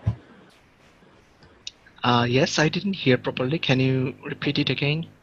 It's like thyrotoxicosis. Thyrotoxicosis, yes. Okay, so everyone clear about this one? This is the case of thyroid, like, sweaty hand, pounding heart, metabolic rate is high. So probably that's the reason, actually. So this is purely, some of the cases are like this. So do the full bone examination of the thyroid, like, okay. So hyperthyroidism. So that's the thing. So now, while you go to thyroid examination, you have to follow certain protocol for the thyroid examination. Few things are always similar, like, there'll be 2 minutes that's outside, then the bell will be rang, you knock the door and then get inside. Your ID will be get checked, and after getting checked with the ID, then you have to do the hand wash. Don't forget, like, one of my friend, he went to the hall like last month. I think he said, one of the station he forgot. Like, later he was coming back, he did the hand wash. So I said, why coming back then doing?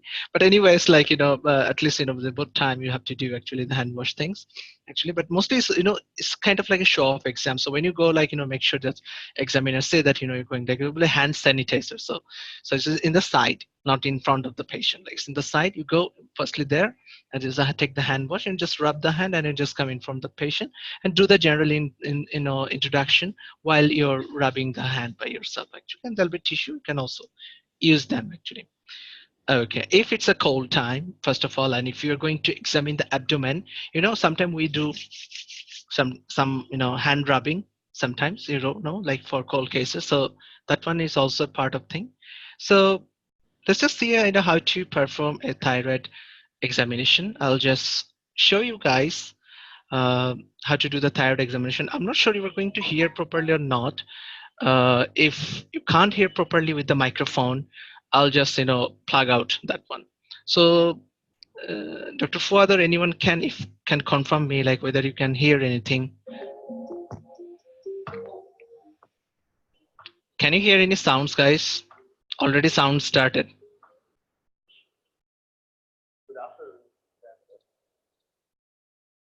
Okay, no sounds. Oh, yes, no, I'm not sure. Okay, can you check again?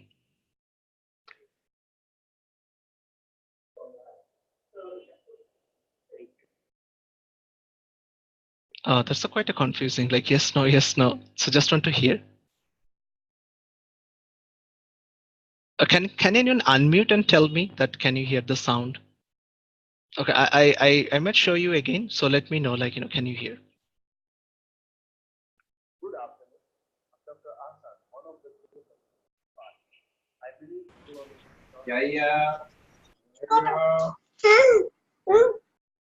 Someone's microphone is on. I think there's a little baby.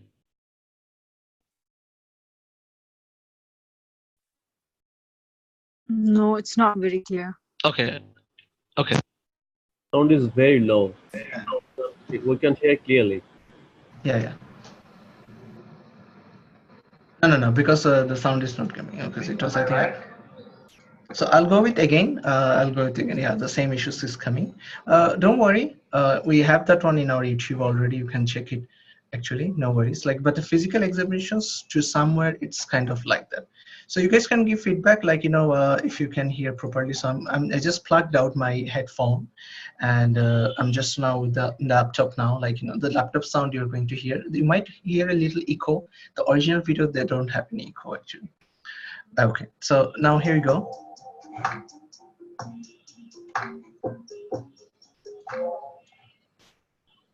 Good afternoon, Mr. Examiner. Let me know if you can hear. Okay, that's all right. So you can It's nice. Good afternoon. I'm Dr. Asan, one of the junior doctor in the department. I believe you are Mr. John Smith. Am I right? Okay. How would you like me to call you? You can call me Mr. John. Okay, John. How are you doing today? Fine. Okay, great. Okay, I am here just to examine your neck, your eyes, your hands, and your legs. And for the examination purpose, I can see you are adequately exposed. Thank you for that. And for the examination purpose, I will maintain your privacy and I would have a chaperone with me. Is that all right? Okay, so can I proceed now? Okay, so if you have any problem, please do let me know. Thank you. Okay, so can you please sit straight like this? Yes. Okay, perfect. My patient is not looking anxious. Can I see your hands like this? Okay, I cannot appreciate any palmar erythema or let me touch your hand. Okay, I cannot appreciate any sweating. Okay, can you please turn your hands around like this and do it? Okay. So yes, I cannot appreciate it. You can relax. I cannot appreciate any tremors as well. Okay, I would like to examine your pulse. Is that okay? All right. This hand as well. Dear doctors, I think Azan is going on, hence I just pause it actually. Is that okay? I think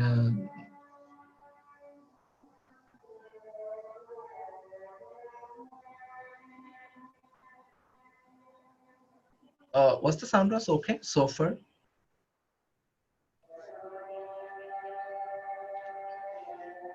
Sounds quite interesting, right? Like the thing we organized today is so that's the reason we are calling 2.0.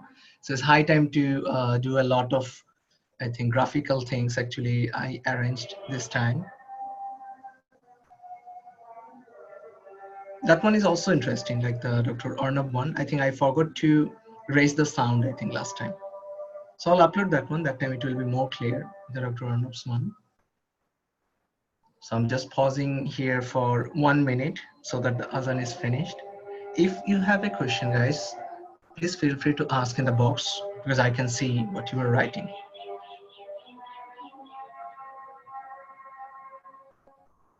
So how's the session so far? All good, everyone? I'm not sure.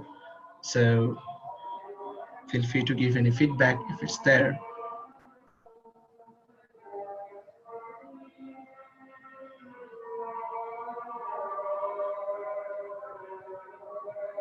But I can tell you, no one has arranged in this way ever in online actually. You need a, it's a telegraphic mind or cinematographic look actually. So we had to do a lot of work actually in our office, doing editing and all these things.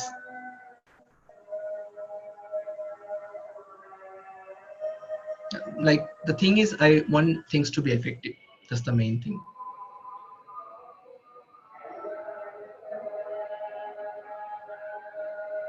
So with hard work and with your support, I think, I just hope the passing rate changes.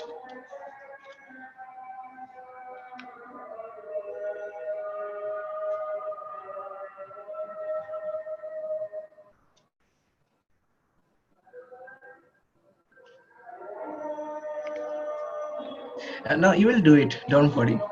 Just have a good study partner. Okay, that's the thing. And those of you who are in Sydney and Melbourne, don't worry. So I'll come, like in both places. I'll stay. So that's not a problem, and I'll be there.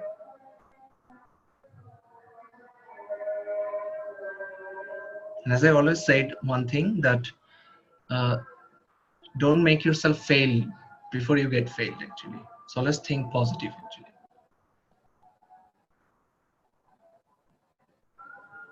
Okay, so the Azan is finished. Actually, Dhaka is, there's so many mosques everywhere actually.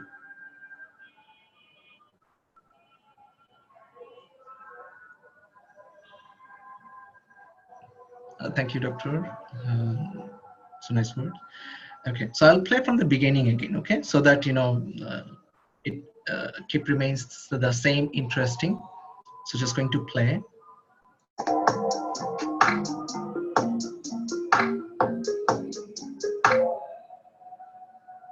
Good afternoon, Mr. Examiner. This is my James. Okay, that's all right. So you can proceed with your stage. Thank you. Thank you. Good afternoon. I'm Dr. Asan, one of the junior doctor in the department. I believe you are Mr. John Smith. Am I right? Okay. How would you like me to call you? You can call me John. Okay, John. How are you doing today? Fine. Okay. Great. Great. Okay. I am here just to examine your neck, your eyes, your hands, and your legs. And for the examination purpose, I can see you are adequately exposed. Thank you for that. And for the examination purpose, I will maintain your privacy and I would have a chaperone with me. Is that all right? Okay, so can I proceed now? Okay, so if you have any problem, please do let me know. Thank you. Okay, so can you please sit straight like this? Yes, okay, perfect. My patient is not looking anxious. Can I see your hands like this? Okay, I cannot appreciate any palmar erythema or let me touch your hand. Okay, I cannot appreciate any sweating. Okay, can you please turn your hands around like this and do it? Okay. So yes, I cannot appreciate it. You can relax. I cannot appreciate any tremors as well. Okay, I would like to examine your pulse. Is that okay? All right. This hand as well. Okay. Both the pulses are regular. All right. Thank you. You can relax. Thank you. All right. So, okay, I'm going to examine your eyes right now. All right. I cannot appreciate any kind of redness, swelling, or any visible exophthalmos or lid lag. All right. I'm going to your size. Yeah. Look straight, please. Okay. I cannot appreciate any exophthalmos. All right. Can you look at the ceiling? Can you look at the ceiling like this? Okay. I cannot appreciate any exophthalmos. Okay, you can relax right now. All right, John. So I want you to focus on my finger, and I will be moving this finger around, and you have to move your eyes. Don't move your head. Is that clear? Okay. So focus on my finger.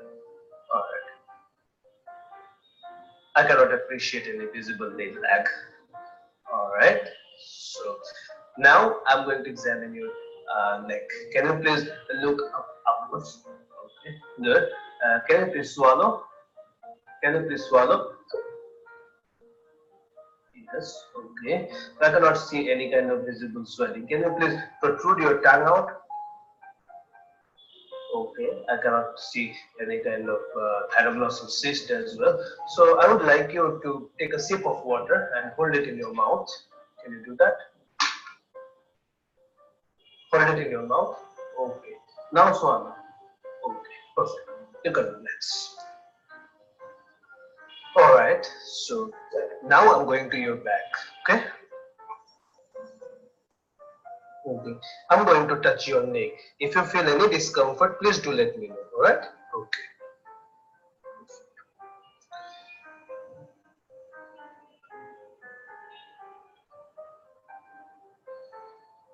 Okay. So I'm going to feel one of the sides and now the other side as well. And this is the isthmus. So I cannot appreciate any kind of abnormal swelling. The surface is normal. The surface is regular. Alright. Okay. So now I'm going to tap on your chest. Alright. Okay.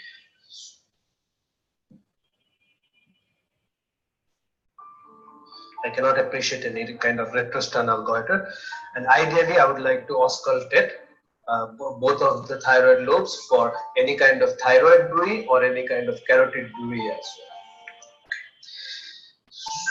well.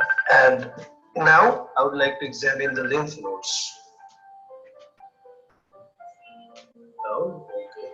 Submental, submandibular, preauricular, post-auricular, anterior cervical chain, posterior cervical chain, and supraclavicular as well. So everything looks perfectly normal. You can relax. Thank you. Okay. Now I'm going to look at your legs. Can you please put your legs together? I cannot appreciate any kind of pretibial mixed. Okay. Ideally, I would like to do biceps, triceps, and supinatory reflexes as well. Thank you very much, Mr. John Smith, and thanks for your cooperation. Alright, so this is all about thyroid examination. Almost you have to do all these things in the exam, but the most important thing is you won't get this much time to complete all the steps. So you have to be, cautious about the 6-minute bell. Whenever you hear the 6-minute bell, stop doing the examination procedure and jump to the management section. So up till 6 minutes, you do whatever you can do, and when the 6-minute bell is rang, so then you just say, I would like to do this. As I mentioned the stethoscope part, the auscultation part in the video. So you can do it in a more subtle way if you want so. And in this video, since our simulator is not very much well prepared, so I had to give him some extra hints by doing some gestures. If you can omit those as well, because in GMC building in the exam, those simulators are very, very well prepared. So yeah, thank you very much. If you have any questions, you can put it down and in the comment section. So, thank you. Okay, so doctors, we're about to end. We had another session actually. I just thought so what do you think? I'm not sure. Different things I tried. I think no one has ever tried these things. Okay, so this is the part of this is one part which I did, and so if you feel just give me a second. So if you feel the classes are good enough for all these things, you can go and share your experience in our page. This is our official page. You can see 103 already reviews and things are here actually. And Dr. Ittisham did another part already. And so that was a great session actually, Dr. Ittisham. Another session I want to do, I think we have some, running a little short of time. So we got some very good teachers this time actually, to do a few things. So one of them is Dr. Emiko actually, then this Dr. Asan we have actually, so it's a combination, a lot of things actually. doing a good teamwork and all these things. Different people are, always good in different sections actually. Like, some are good at physical, some are like, so that's how we try to arrange a lot of things, and things I hope so would be fine so far. So I just thought like, I could have shown, one more cases. I'm not sure, like, but I'm sure, as like me, you are a bit, tired at the end. So I had the one case actually with agitated patient. Do you want me to play that? I can play that one, like, so if it's okay. I'm not sure, like, like people are available or not at this time, but we can do it in future as well, like, like if things are okay with all of you. So responses, guys, are already sleeping. I'm not sure. It's a bit late already. Yeah, a bit tired actually at the end. I think we can continue, like, a lot of other things, like no issues, guys, and feel free to comment, like, how's the experience so far. I think it was a long session. My sessions are mostly always 2.5 or 3 hour. 3 hour always happens, like, so yeah, it happens at the end, things could be a little tired. So because 2 3 doctors are covering, like, and things would be on one teacher, like we can finish things in 2.5 hour actually. So things would be fine, especially in Australia. I think it's already quite late, I think, and also I think I have a meeting with a person as well, I think. So and in the next session, I think we'll try to give you some more ideas about the OAT. But first of all the things are already given in our Facebook group, especially the OAT materials, so you can go and download them. And just ending session now, and those of you are online, thanks for with us, and we're going to start the sessions very shortly. The admission will be going to open from tomorrow, and maybe we might consider taking one more classes, especially those have missed actually. And don't forget to review or how you feel about the class. Just go and tell in our page, that would be fine. And so all best wishes, like, so far so good, and just want to thank you all from my side. This is like, I'm just saying, this is the reason I'm saying this is AMC Clinical 2.0, because of like in a lot of different things actually. Okay, so thank you so much, and I'll post all those things, don't worry at all. Like, it might take 10 more days to start the course, and as we said, we will decide mostly maybe the classes will be Saturday and the Tuesday. That's like the standard time, and our reserve day is Wednesday. Why reserve day? Because sometimes if we feel we need more time, like today, what happened? I'm always very honest. Like, if something is remaining, I'll try to finish that one. So that's why a reserve day that is there actually. So, and as I said, I also have some obsessive compulsive problem. Like, if anything is not finished properly, I start feeling guilty about it. So all best wishes. Thank you so much for attending, and have a nice day. I just want to wish you good luck actually. Thank you everyone. Have a nice day.